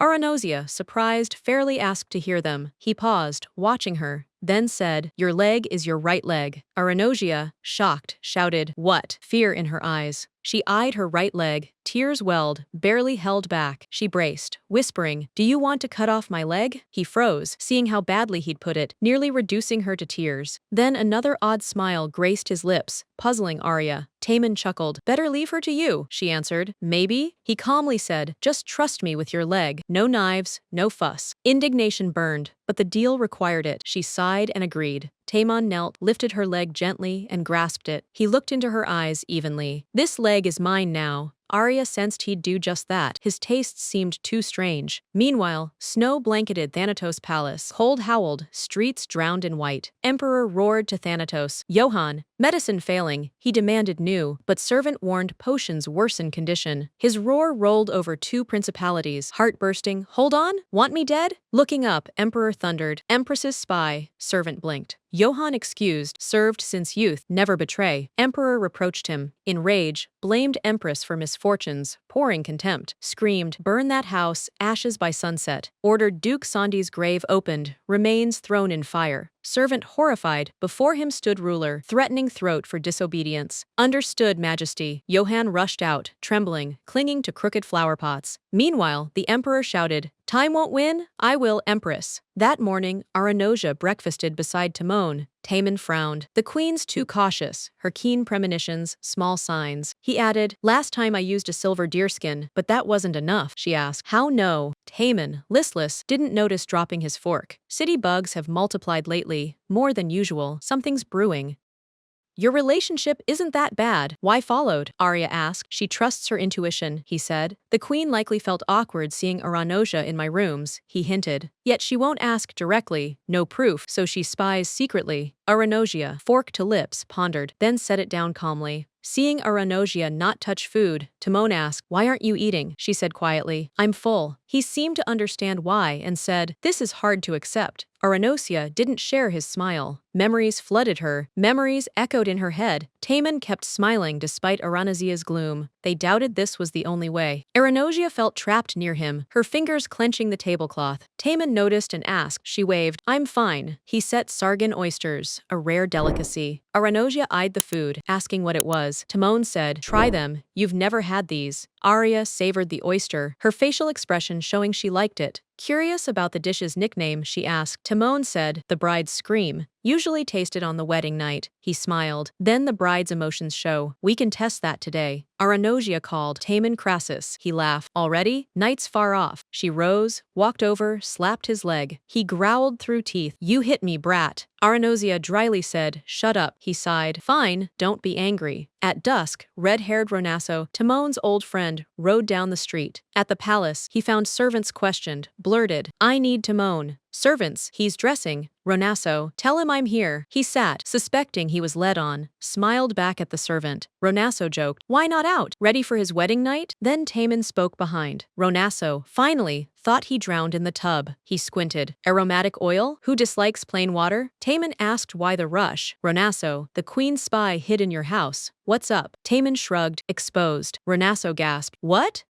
He said the queen had dropped in and entered a stranger's room, but Ronasso was lost. I claimed the slave resembled that woman, Tamon said. Ronasso knew the queen wouldn't buy it. Believed? If so, no lurkers under windows day and night. If she's the Empress of Thanatos, Her Majesty won't tolerate it. Ronasso worried. Tamon grieved. The queen would take Aranosia, and he'd never see her. The friend tried to comfort and cheer him. Ronasso suddenly held up an old, charred, cracked, rolled envelope. Tamon took it, he said. A scroll from yesterday's auction, valuable. It read, life halts till sunrise of month 6 after night 5. Save the iron boy crossing seas, sans land. Else, his treasure dies. Tamon mused. Sounds like a power prophecy, and it's in Harun. Who else saw this? He asked. Ronasso shrugged. Only you. I grabbed it by mistake while buying Sis's gift. Keep it secret, Timon requested. Roses filled the bathroom. Aranosia soaked, savoring a moment's peace. This rest felt like a conscience check. Only imprinting occupied my mind. She replayed her deal repeatedly, torn over whether to accept it. Still, she couldn't grasp her nerves. The pact haunted her even among the couple. In an elegant dress, Aranosia went to Timon's room, steeling herself before the door. She was puzzled. The room was empty, Tamon still absent. Thoughts jumped erratically. Him, the stubborn deal, that damned imprinting, causing a headache. She looked down, arms crossed, waiting for the room's master. Memories surged. In Thanatos, the emperor once barged in with wine. He swayed, barely standing, about to fall. Are you like a corpse? He sneered at the empress. How can I touch you so pale? He grumbled. Slow words, clear meaning. Roselyn's violet eyes glowed, a magical tint for Timon. The emperor, maddened by her calm look, could not bear it. Her sight enraged him. He flung the bottle, shattering it. Purple meant death to him, and Roselyn's eyes shone it. Don't gape. You're lifeless. Can't even enjoy, he roared. To him, Roselyn was a soulless toy to use as he wished. Aranosia waited on the bed's edge for Timon's return. I'm used to this, she thought, clenching her fingers harder. Sudden nearby laughter made Aranosia look around involuntarily. Taemin said calmly, I'm flattered. He knelt on one knee before her, showing respect. After a pause, you're not making me wait a minute is a real gift. Arya was confused. She expected Thanatos-like sharpness, but saw softness. He sat beside him, adding, you may not realize, since I saved you. He paused, then said, each day seems unreal to me. Arya ignored some words, refusing his trap. Why such odd words? Arya asked. Timon, that's my nature. He produced 2 exquisite golden glasses. This caught her eye, and she watched his moves more closely. He offered wine. His face shone with calm joy. He said the drink would ease tension and relax. After pouring, they raised glasses together to a truly flawless deal. Arya sipped and felt a new unknown taste. She pushed the glass away, asking, this is the glass of unity, right? Taemin twirled his glass merrily, replying, couples drink this, sometimes before getting close. He met her gaze. His elation was obvious. Arya asked, is this romantic? Taemin said, my heart pounds. There's some romance here. Seeing her calm, he added, am I alone in this? It's sad and upsetting. Arya paused then. If your heart breaks, I'll believe. Timon smirked. You say cruel things sweetly? Then he seemed self-assured, joking and talking nonsense. But to him, all looked different. Arya sought something he lacked. He wasn't shameless or narcissistic. Ignoring his questions, she asked her own, eyeing him swirl his glass. She drained the cup of unity to its dregs. She refilled her glass, nearly brimming. Taemin decided enough. He gently took the nearly empty bottle. A bond had truly formed. He touched her cheek, erasing invisible fatigue. He looked into her beautiful, noble face. Though he could have anyone, he'd never seen such balance. He smiled, still gazing. He leaned closer with tenderness. The glass slipped, and he led her to the bed. Arya felt his sincerity and began to like it. Lying gracefully, the Empress said, I'm calm. Who's nervous? Taemin above shaded her view. He worried, but controlled himself. He lifted Arya, kissed her softly. Now we begin. Their kiss was quiet, elastic, as if the world paused for them. Meanwhile, palace tensions rose. At dawn, the desert shone warm. The queen, back to maids, she never left? Yes. The queen, strange, large estates bore one. She watched the window, unsure of Timon's thoughts. The queen recalled his words. Who said that? None proved I returned from Thanatos. She believed that woman was the Thanatos Empress. She recalled Timon's tale and the captive's huge price, yet she refused to think he'd dare deceive her. Nilux, Numalisk's silver, came to mind. Still, thoughts returned to the stranger, unsettling the estate. From Timon's chambers came the sea, steady, soothing waves. Light filled every side, no corner shadowed. Taemin and Aranosia lay side by side in bed. Bright sun made Arya anxious, frowning. Opening her eyes, rays irked, but the known surf comforted. Aranosia raised on elbows, whispering, morning already. Timon still slept. Meanwhile, in snowy Thanatos, one apologized fervently to the emperor. Pale, exhausted, the ruler lay abed. Natasha mused on his crippling illness. She leaned back, murmuring, the temple visit was necessary. Hand on his brow, she saw him wince in pain and fatigue. But at her touch, the emperor gripped her wrist sharply. Natasha gasped his name. He groaned, clutching his stomach, pressing his cold hand to her cheek. Majesty, so thin. My heart aches. He sighed. 12 hours since I fainted. You've stayed by me. Natasha bowed. Rest, try to sleep.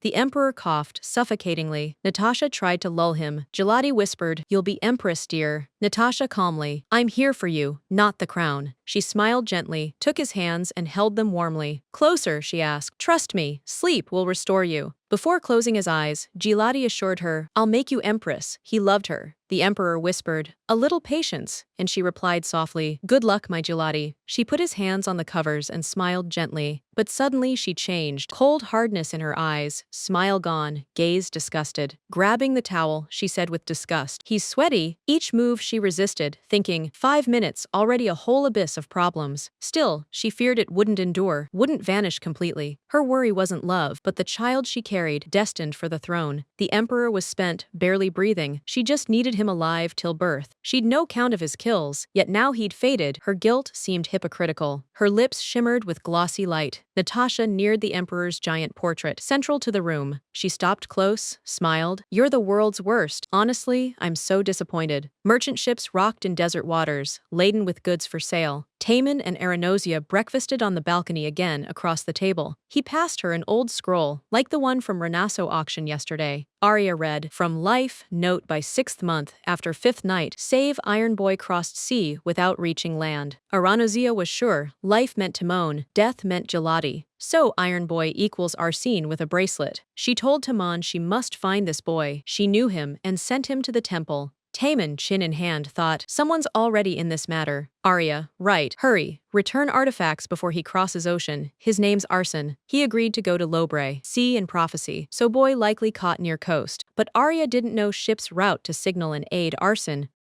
Taemin, if ship went to Lobre, it'd be there. Also, 3 sea neighbor countries. Amor's hard due to strict exits, he added. Maha is furthest from Lobre. The course there is doubtful, so Namalisk remains a state with a bustling slave and labor market. Arya long pondered his words. She must save the boy, partly her blame. She asked if Timon could save Arson at all. His faint smile hinted he had a plan. Pausing briefly, he said, "A month. I'll return it in a month." In the queen's chambers, she stood still, lost in thought. Her father's image seemed alive in memory. Her father, war-defeated, abandoned daughter and people, forced to kneel before Emperor Thanatos. He bade all watch as Amor bent and touched his feet with lips. Thus, the Amorites were saved, but the cost was bitter. One but remained. For peace, they took the queen's sister. Her fate remains unknown, alive or safe. Under that treaty, Amor got peace. Amorites call it mourning day. The queen punched the window overlooking the city. She knew Rana's moment of rescue would come. The empress and kin fell. Thanatos' death loomed. Only the helpless emperor ruled, and Gelati, awaiting her fall, smirked on the throne. But another worry haunted the queen. Timona's slave resembled fallen Empress Roselyn too closely. She couldn't stop obsessing and decided to probe. The queen ordered the estate watched. When the woman left, bring her by force if needed. Natasha strolled Thanatos' halls leisurely. She cupped her belly, new life in her palm, and cherished it above all. Walking, I mused, I don't know when His Majesty will die. She mused, so we must calculate everything to escape abroad in time. Natasha had often heard Amor was a fine place. Acquaintances and colleagues said so at parties. She tended to believe it, but seeing Timon, she thought, isn't he the foreign minister? Taemin Crassus, Amor's foreign minister, owner of a lavish estate. Natasha was irked he hadn't even glanced at her at that reception. So her plan was simple, seduce him. She approached a door and knocked. A stranger sprang from behind, arms flung wide, nearly losing balance. He ran up and shouted, "Natasha!" She hugged her husband, patting his shoulder. "Late," she said. "Sorry, the emperor woke and wouldn't let me go." The ruler's mention irked him. Jaws clenched, he hissed, "Damn the emperor." Silence was better, so both followed him into the room. Natasha's hand on the table held him back, her gaze tempting. "Be careful, Roxanne," she whispered. He took her chin. "We're in the palace." The man froze. Roxanne gripped her hand. "When the emperor fades, I, Roxanne Bake, will stand for my duty. Who'd dare harm me?" Natasha nodded, agreeing though it felt feigned. Hand on his arm. "Since I can't bear Gelati's child, I must rely on you." She stepped closer. "Our son? You'll make him emperor?" He agreed at once, assuring that all would be fine. She gave a sly look, pupils flaring warm orange. "Cape off, room hot," Natasha sighed. She'd do anything for her child's future. Rain fell in the desert, granting Amor a cool, special hush. Taemin faced the sea storm. Icy wind snarled stones, yet it fascinated him. He recalled, one such stormy day, he'd gone to a wonderful singing, a call like a lighthouse. He stepped onto the terrace. Frost, snow, steam from his mouth, all crystal and bright. The empress on the balcony sang freely, calmly, as if sorrow couldn't touch her. Her voice was incredible, yet unheard. Alone on the balcony, Taemin, in shadows, watched her charming lips sing. Minutes later, maid Charlotte neared Roselyn, who asked for a nearby glass. Timon thought, what am I doing here anyway? He recalled their prior talk at Thanatos' table. Then Roselyn firmly said, I can't. He flatly replied, Emperor Thanatos signed all, agreeing, you'll hand mining to Amor. Roselyn objected, imperial minerals are protected by Thanatos' laws. As empress, I reject this, so the pact is void. She coldly added, and if you deal without me again, I'll shun Amor entirely. Taemin hadn't expected such power in Arenosia, but all he saw quelled his doubt. He saw Roselyn could be gentle, not just strict in state affairs. She stared at the moon that evening, waiting for a sign. Raising her hand, she told Charlotte, on full moon snow, the soul flies. Charlotte gazed up. Roselyn whispered, Grandpa's birthday, has his soul come? Taemin thought this charming woman was venomous and emotionless, but her openness with the maid showed Roselyn truly valued her, surprising him. From then, Each sight of her stirred more than curiosity, something deeper. Back to reality, he watched the storm envelope and flood the sea. He longed to hold her, not let go, and feel her familiar warmth again. But he shouldn't yield. His noble wife wouldn't understand that impulse. Desperate, Timon pulled a sharp knife from his pocket. His arm was ripped free. The blade sliced Timon's skin. A muffled sob, a swallowed scream. Then Tamon entered, hand bloody, pale, worn out. His moan of pain was a perfect 10. Aranosia leapt up and ran to him, desperate to help and understand. He gritted teeth, croaked, ambush, an assassin. She sought the blood's cause while he feigned a duel's survivor. Tamon knelt, reaching out, begging for healing from pain. He felt her inner response, though his act stunned Arya. Jaws clenched, sweat beaded on my temples. With bloody palm, he took her hand and drew it near. Arya leaned over. Apart from your hand, is all else okay? She'd heal his wound, ease his pain, he just need hold her tighter. He drew her close and hugged her, seeking peace in her presence. A girl sat cliffside, silently watching waves approach and recede. Wordless, red hair wind-tossed, face gentle, eyes shut in memories. Roselyn, sorry Anna, if aught happens, run fast and far, don't hesitate. That day, Anna sobbed, puzzled how her highness said that to a servant. She couldn't leave Roselyn, years devoted, loved her like her own. Suddenly, sharp pain in her shoulder, an unseen blow, unexpected. A stranger at the door yelled, "Dare return? We pushed Empress off cliff. Your coming imperils our family." "Darling," she whispered, eyes welling up. They shouted hate for her and all she owned, demanding she leave all, though she was Countess of Pouliez. Sighing, she recalled the man who'd neither see nor hear her. On the cliff's edge, she said, "Rosie, this beach is Noah. It calls me to follow you." Anna sobbed, "In the end, I'll die alone." They stood hand in hand, loving glances two as one. He looked down. "I'm appointed Leghelm's representative." That day, her world flipped. Shock was sure an emperor's order. Lehelm's envoys and families were sent off, return unknown. He asked her not to wait, but find a worthy mate and family. She wanted to call Cain, but he'd left. The thought gnawed. Would anything have changed if she had? But it was more insidious. Cain was ringed around. Roselyn fell into the trap too. She was deceived. Tears streamed non-stop, sharpening her mental agony. Anna knew the past was fixed. She shoved the thoughts aside. She stood utterly alone. Loved ones, family, friends, all vanished. Anna mused, "Poor Rosie. I'd rather spend this treasure chasing you than hoard it." Life dulled without him. She edged closer, ready to end it all now. But then hurried steps sounded behind someone panting, still ran. Anna was already toppling off the cliff, plummeting down. A woman's voice pierced the silence, shouting with all her might. It was the nanny's mother begging, but Anna seemed indifferent. Then something snapped her back. "A letter! A letter has arrived." Baffled, Anna grabbed the branch's edge with her last strength. Gritting her teeth, the woman helped her climb up. She pulled her up, lacking strength but doing all to save her. Finally pulled out, the trembling woman asked, "What were you thinking? Hurt?" Anna recalled that letter, to the girl from the rosewood, so dear.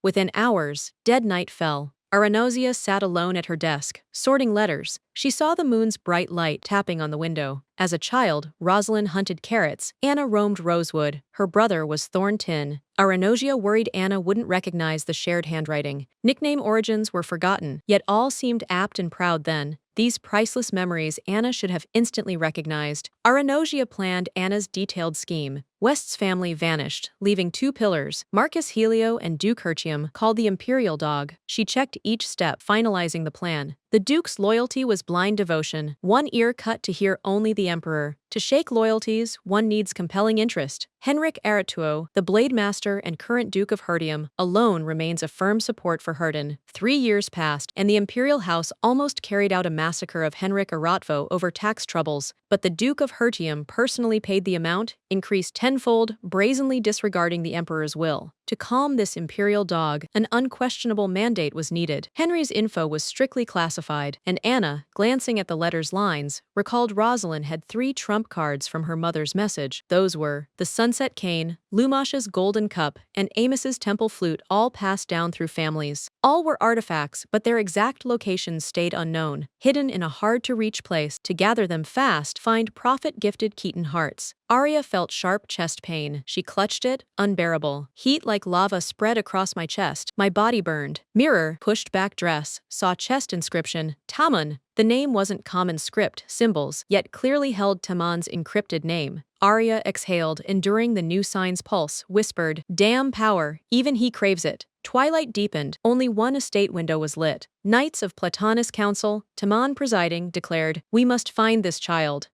He outlined, "Speed and agility first. We must catch the smuggler's ship, return it before month's end." Delaying was pointless. The ship drifted away, eventually uncatchable and untraceable. "If children are aboard, could this lead to slave trading in Nilux?" asked the blonde councilman. Tamon asked about the pirate. The man said, "We just got news." Tamon heard, "A ship passed their waters 2 days ago." It fit his assumption. He concluded, "We'll leave at dawn," posing it as returning a stolen heirloom. "Will you just round us up?" another man angrily asked Tamon. Tamon rubbed his head. The plan must be flawless. "George, it's risky, fighting on water, understand?" Bowing to Knight's discontent, Timon agreed to leave at dawn. The hall applauded. An elder approached Timon, calling him. "Satin, been here long? Something to tell me?" Timon asked. The old man replied, "I'm telling you lest you forget before I do." "Mr. Cashin will arrive at the estate sooner than planned," the man said evenly. The news displeased Timon. His plan crumbled like pebbles. Asked about timing, the old man's gaze showed closeness. He said, "About a week." Tamon rode to the estate, inspected his possessions, and went inside. A knock woke sleeping Arya. She quietly said, "Come in." Tamon entered, too cheerful for the dead of night. She disliked his visit, unsure why he came. Thinking he felt unwell again, Arya was about to ask. Smiling, he said, "Don't be offended, can't I see you when well?" She stayed silent, looked away, waiting for more. Arya's gaze slid over his hands. Such rapid skin regeneration surprised her. First time she'd seen it. Sitting on the bed's edge, Timon said softly, "I'm leaving in the morning," and Roselyn was puzzled. Arya turned, curiosity plain. "Why so suddenly?" Tamon tried joking. "Why that look? Worried about me?" She ignored the joke, silently turned away. Realizing his joke failed, he composed himself and grew serious.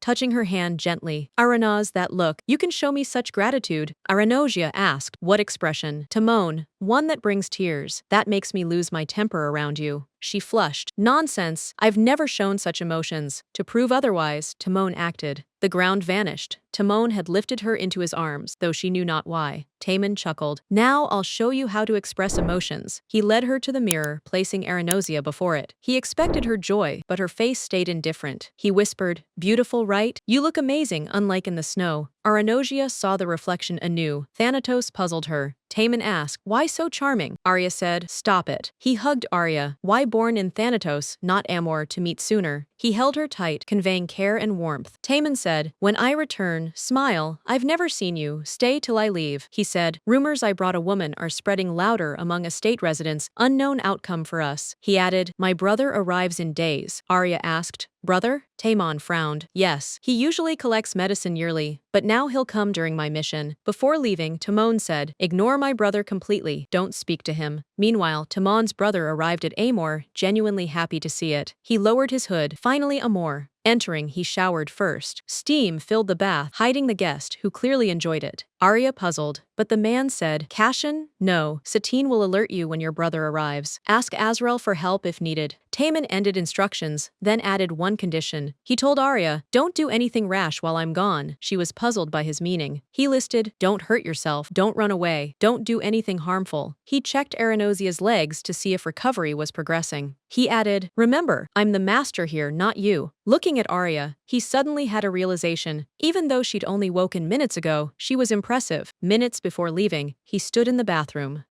Bored, he decided to visit relatives. Leaning to the mirror, he read the label. It doesn't say Roselyn, it says Aranosia. For Timon, this sign meant much. It proved their connection. Meanwhile, a big fair raged in the city. The estate girls ran through streets, joyful. A grand event seemed underway. Twins reached the bookstore, eyeing its facade. The sign looked newly changed. They entered, scanning the hall for anyone present. 2 men sorted books. One spotted them. "The twins are here." They greeted Uncle Bookman politely. Their eyes showed impatience. Were their books out already? Uncle Bookman, "Yay! First edition! Still warm!" They screamed with joy. They held copies tight, stroking covers, flipping pages to confirm these were theirs. Uncle raised a finger. Your work ranks among the capital's finest, most elegant books. Girls' mouths dropped open. They hugged, rejoicing. This day would be remembered. Uncle thought, finally, after years, I wanted to print this. What good children. The girls, so happy, saw tears in their uncle's eyes. He wiped happy tears. First print will start after today's proofreading. Bookman asked to be told immediately of needed corrections. Uncle said, I've printed a few. Take some to give or show. They chorused, one's enough, we give it to one person. Bookman smiled, the woman you work for? They, yes, she inspired our novel. Then they exchanged looks, adding softly, she lost family, like us. They said, I guess that's why we think of it so often. When that trouble hit, we had just one supporter. Louise said, but she has no one, so I just want her to feel better. They recalled her warmth, like Uncle Bookman's. I'm so proud of you. You've climbed so fast. He suddenly hugged the twin. You'll be famous writers someday, he added. They hugged tighter, confessing love. 6 days have passed since Timon left. Arya thought of the boy they sought. She felt guilt but held hope. Beyond Arson's bracelet, 5 other artifacts exist.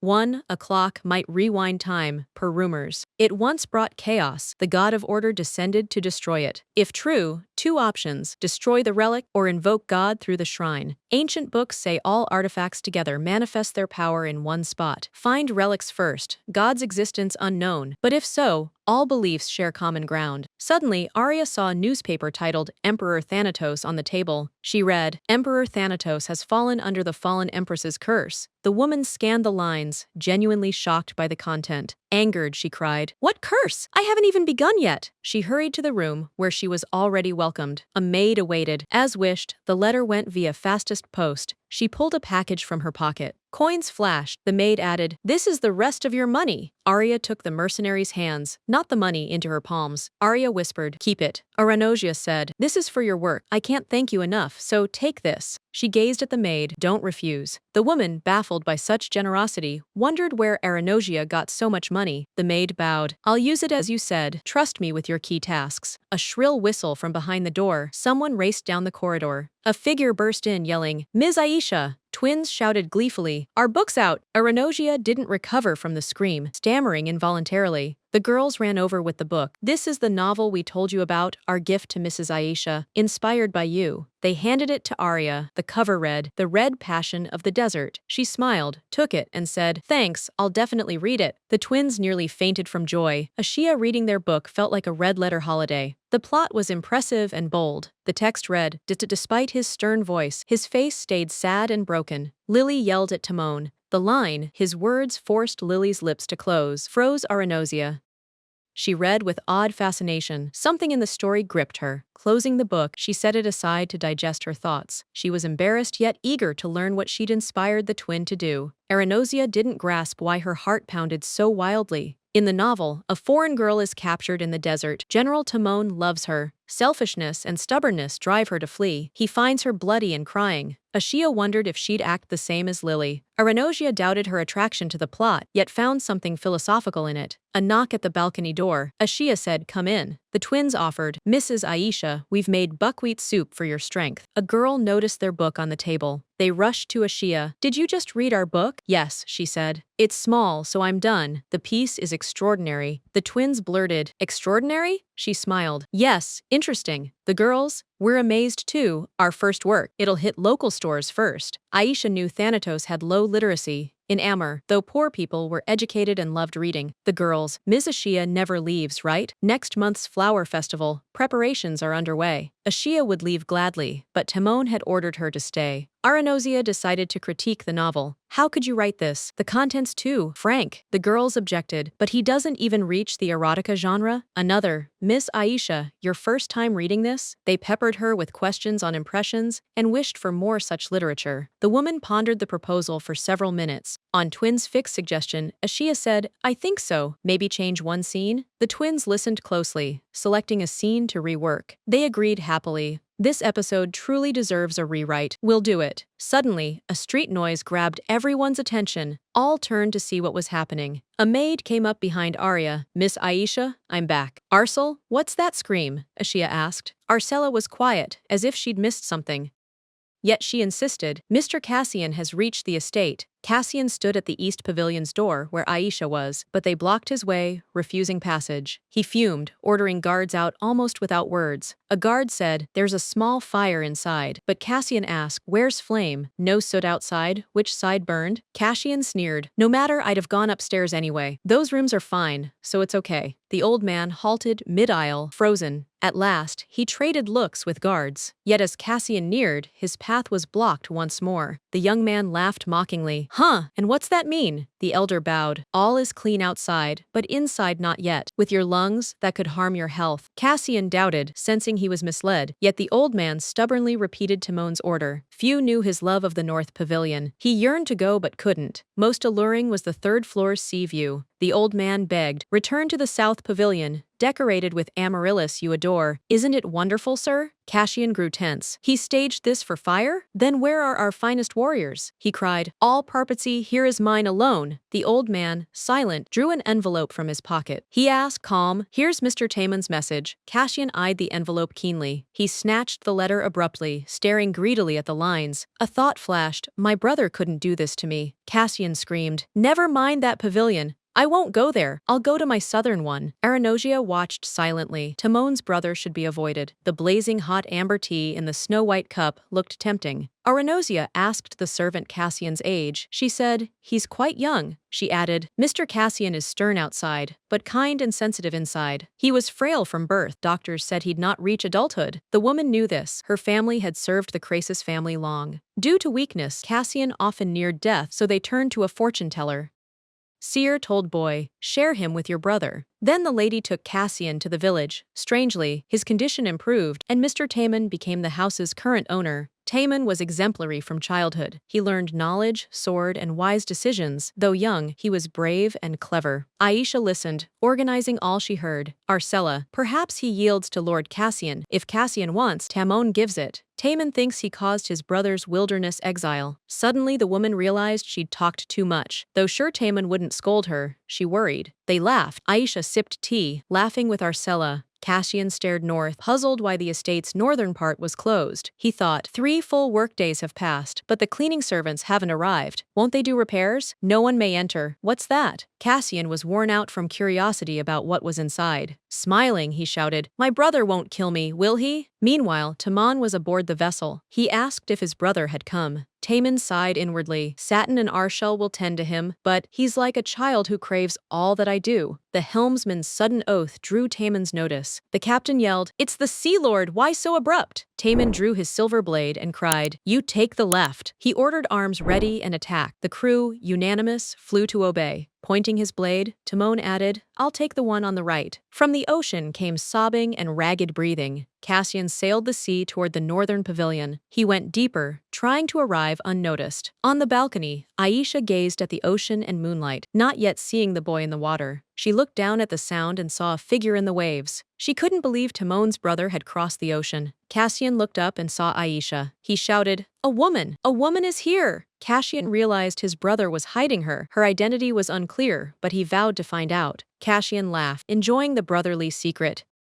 But Aisha's expression made him stop at once. He stood tall, arms wide. "Hey you, what's your name?" He called, but Aranosia stayed quiet. The guard saw him and raised an alarm, so Cassian fled. He lacked time. He was caught quickly. Cassian yelled, "Hey, deaf, did your brother say ignore me?" He asked her name repeatedly, but she said nothing. He kept on. Aranosia turned to her room, deeming him loud. He cried once, "Hey," and was led to another pavilion. Aranosia lay awake. Knocking at the window kept her up. It was Cassian. She thought, "I doubt he'll get in, but it's annoying." It struck her to call someone to remove the man from her balcony. Aranosia couldn't grasp why he was so eager to learn about her. Cassian was overjoyed the instant he saw her appear at the window. She eyed him silently, and he nearly glowed, finally noticed. But Aranosia let out a heavy sigh, showing her fatigue. His joy faded fast. She shut the curtains to block him out. Cassian pleaded to open it, but she chose to summon Azrael. She left, and the guard asked at once, "Excuse me, where are you headed?" Aranosia said she couldn't sleep and wanted to stroll the grounds, but was warned, "Walking here now is dangerous." To ensure the lady's safety, she was politely asked to stay in her chambers until morning. Understanding all, she asked Azrael to bring tea for their talk. The guard called Azrael, instructing the lady to wait in the room for tea. With noise persisting, Aranosia waited impatiently for Azrael, hoping she'd help. A knock came. The girl opened, already guessing who stood outside. Azrael entered, saying, "Can't sleep? I brought you some tea." Aranosia beckoned her closer and pointed to the curtains. Azrael parted the canvases, checking that all was well. She nearly screamed at the sight beyond the window. Cassian shivered with cold on the balcony. He sat at Aranosia's table, shivering, frozen to the bone. Still, he beamed with joy. At last he saw this woman in reality. His strange, watchful gaze never left her. Azrael felt embarrassed for Mr. Cassian.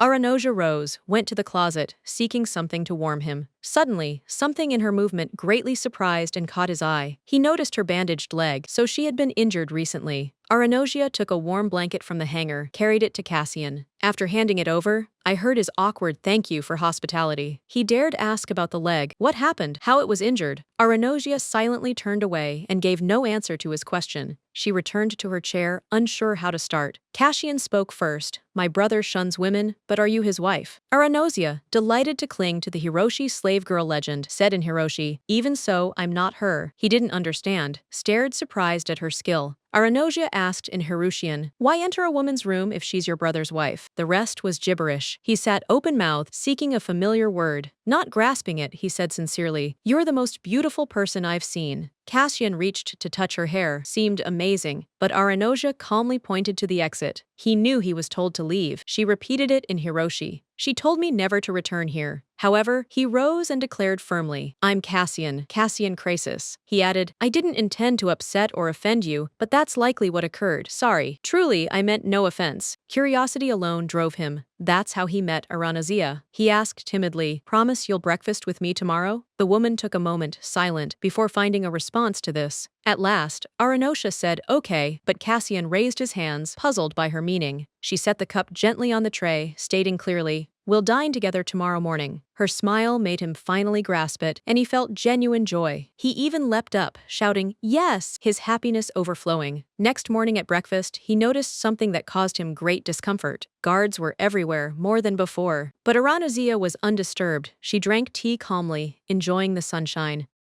The twins smiled. "Good afternoon, Mr. Cassian. I'm Louise, and greetings, I'm Tasha." All greeted him and invited him to the table. Cassian grimaced. "Too many here. I thought we'd talk alone." The elder answered, "We had to. Someone broke into her room this morning. Nothing happened, but it was bold, so we added guards." Aranosia sat calmly, knowing about 30 more guards were sent because of her, the slave. Satin added, "On learning of it, I acted at once." Cassian snapped, "Satin, your brother's away. Forgot who's master." Satin lowered his eyes. "When he's away, I answer to one, but his orders come first." Cassian endured the measures and discomfort patiently, yet he envied his brother, who had all strong body, hero's glory, Crassus loyalty, and, chiefly, a woman beside him. Cassian proposed his own terms for convenience. He snapped. The translator entered. "Lord Cassian, strangers are forbidden here," Satine said. He smiled condescendingly. "Indeed, I didn't know. Noted for next time." His only interest was talking to Aranosia, his brother's woman. Seated, he tapped lightly. "Well, let's have breakfast." Aranosia sat upright, gazing calmly, neither disgusted nor surprised. He had the translator say,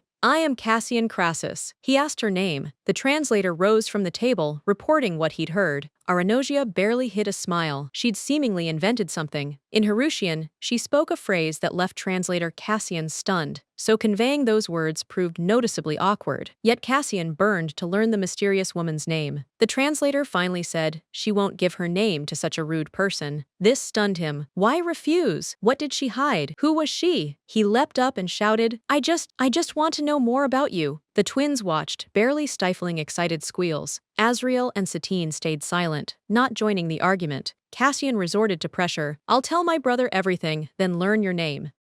Aranosia dismissed his words. She lowered her fork. "You don't respect your brother, he's in charge here." The translator related. Cassian was briefly stunned. Recovering, he retorted, "Not at all, I'm only doing my duty." He insisted, Whatever my brother owns, I own too. Aranosia missed his meaning about sharing a brother's possessions. Cassian said, my illness kept me from having what he has. Aranosia concluded, if you're a Krasis, you can match your brother's success. Her words seemed purposeful. She deliberately stirred his emotions, driving him to rage. It worked, he yelled. You know nothing! I have lots too! Damn! So selfish, you understand nothing. Aranosia stayed calm. Also, your brother's wife knocked on my door at midnight. The elder noticed her unusual pressure, but couldn't intervene. He saw clearly she wasn't an ordinary servant, too educated and trained for floor washing. Aranosia said firmly, want Timon's stuff? Then be him. Nothing more to add. She stood up slowly. Don't come back. Don't date me. I dislike rude kids. Cassian started to argue, but Aranosia ignored him and walked off. He froze from such contempt. He watched as the door shut in his face. Meanwhile, a storm raged at sea. Thick fog blocked the path. The crew bustled about, trying to cope with steering the ship. Arson remained in the cage, tossed side to side, face and body covered in bruises and cuts. Exhausted, hungry, sleepy, he held on with all his strength, but hope faded each second. Suddenly, someone approached with small steps. It looked like a child. He raised his head, seeing a cute girl like Aranosia, but in torn, dirty clothes. He squinted, trying to see her through his fatigue. The girl handed him a loaf of bread. She knelt, saying, here, this is for you. Take it. Arson looked into her gentle eyes. They seemed trustworthy. Arson reached for bread, sure the girl was caught like him, else she'd be absent.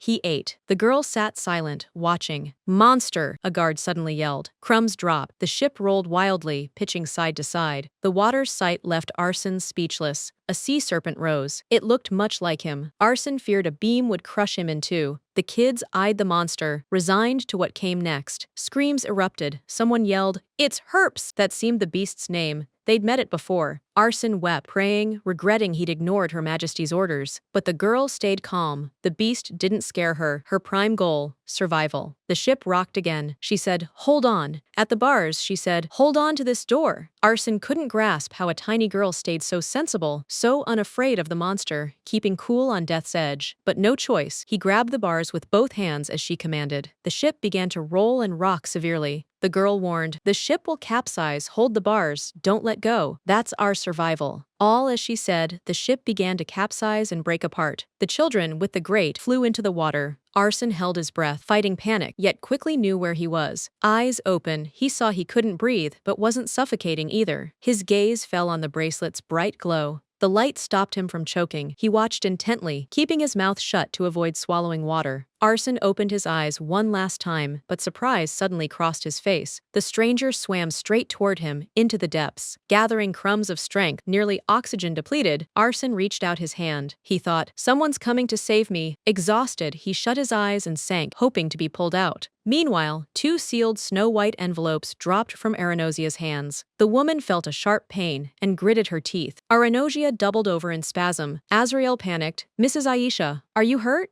Shortly after, Aranosia steadied herself. My shoulder suddenly aches. Azrael examined her shoulder wound. Maybe that monster caused it, but why now?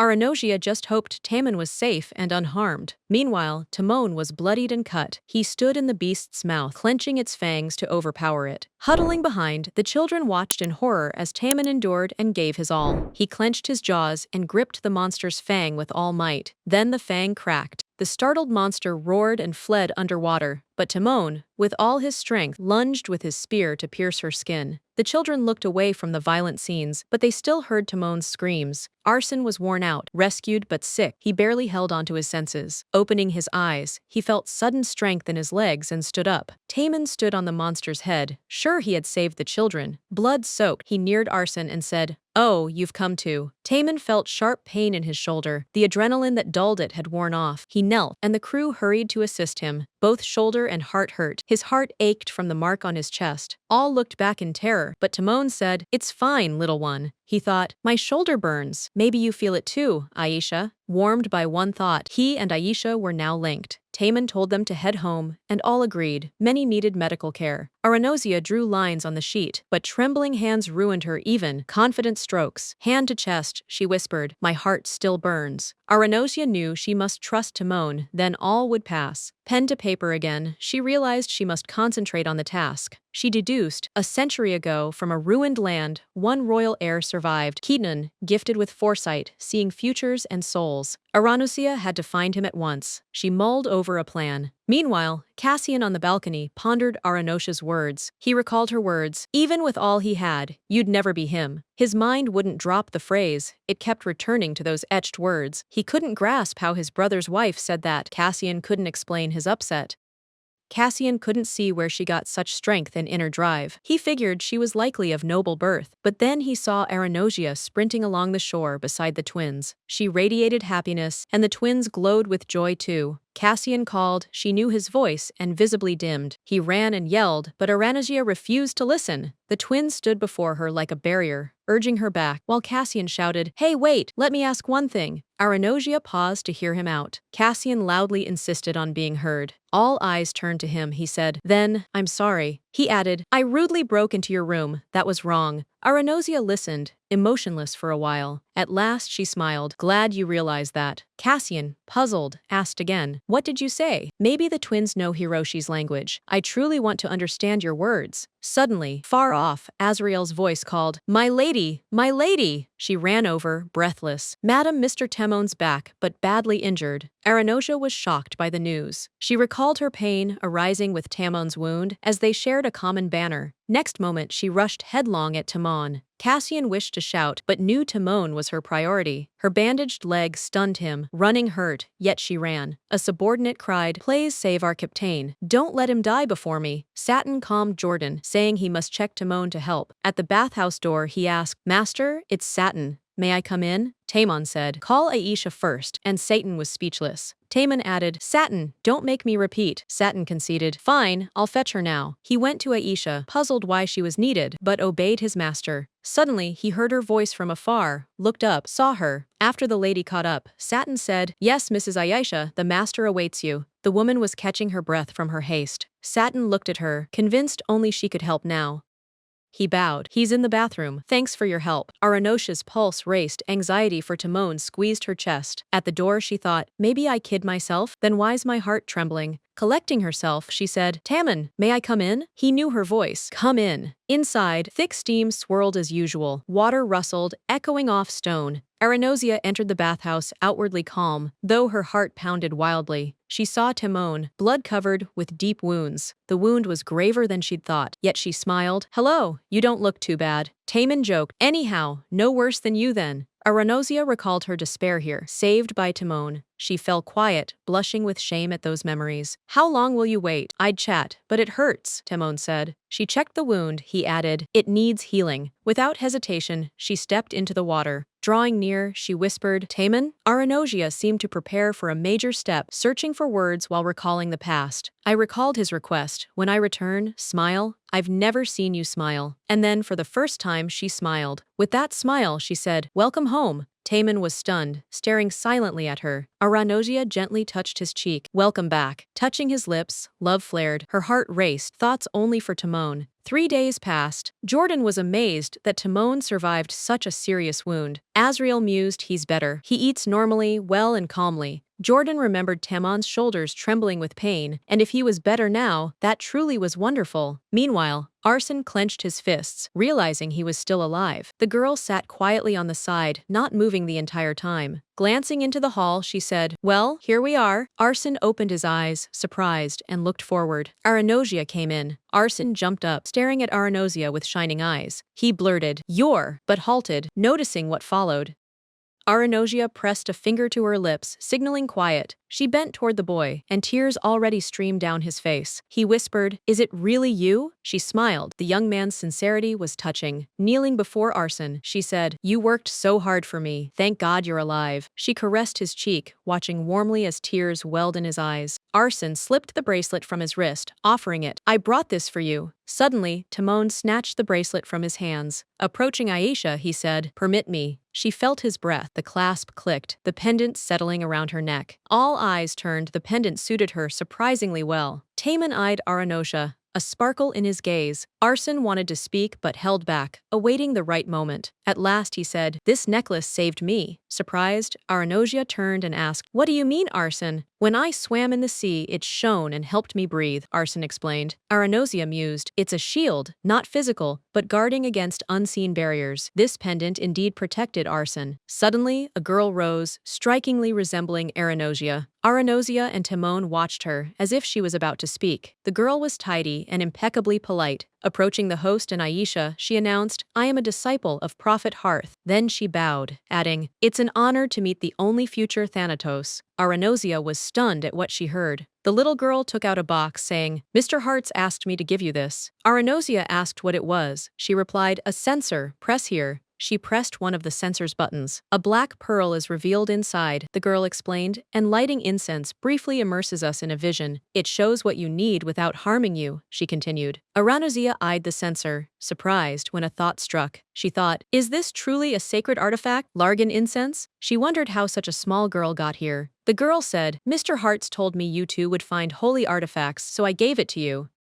She added, "In addition, Mr. Hartz told me where to find Lumoshi's golden bowl." The girl gave the censer to Aranosia. Aranosia understood. Mr. Hartz supported her, so she'd be able to execute her plan. But Taman suddenly broke her train of thought. Taman asked, "Wait, your teacher is the one who sends me letters?" The girl replied, "Yes, he knew you'd come to help. Without the mark, even your strength wouldn't make the rescue much safer." Aranosia asked, "Why did you approach us and what do you seek for the relics? I don't get you." The girl said, "Mr. Hartz said, for a beginning there must be an end." Aranosia pondered that saying. The girl added, "Your anger signals the end." She continued, "His soul will guide us to the start, as if he shaped life and death fate. Mr. Hartz will be trapped in Thanatos. He said he can't escape. Save him. On July's first full moon he dies without your help," she added. Aranosia asked, "Did you let yourself be caught just to give me this?" The girl smiled, seemingly confirming her guess. "It's fine. I'm calm because I knew I'd be freed," she said. She clasped Arson's hand. Then, "Hope shines in despair, doesn't it, Arson?" The guy stared wide-eyed, not yet grasping the meaning. He recalled the man swimming toward him at sea. At last he understood and, grinning, said, "Yeah." Taman looked at them, and after a moment of silence, he fell into deep thought about something important. Outside, the dark night was rapidly descending upon the world. Aranosia stood on the balcony, pondering the girl's words with a thoughtful expression. The phrase, "the first full moon of July," kept spinning in my head without stopping. Taman, standing behind the curtains, said, "There are still 3 months left until then, right?" He added, "If you want, I will gladly help Prophet Hearts in any way."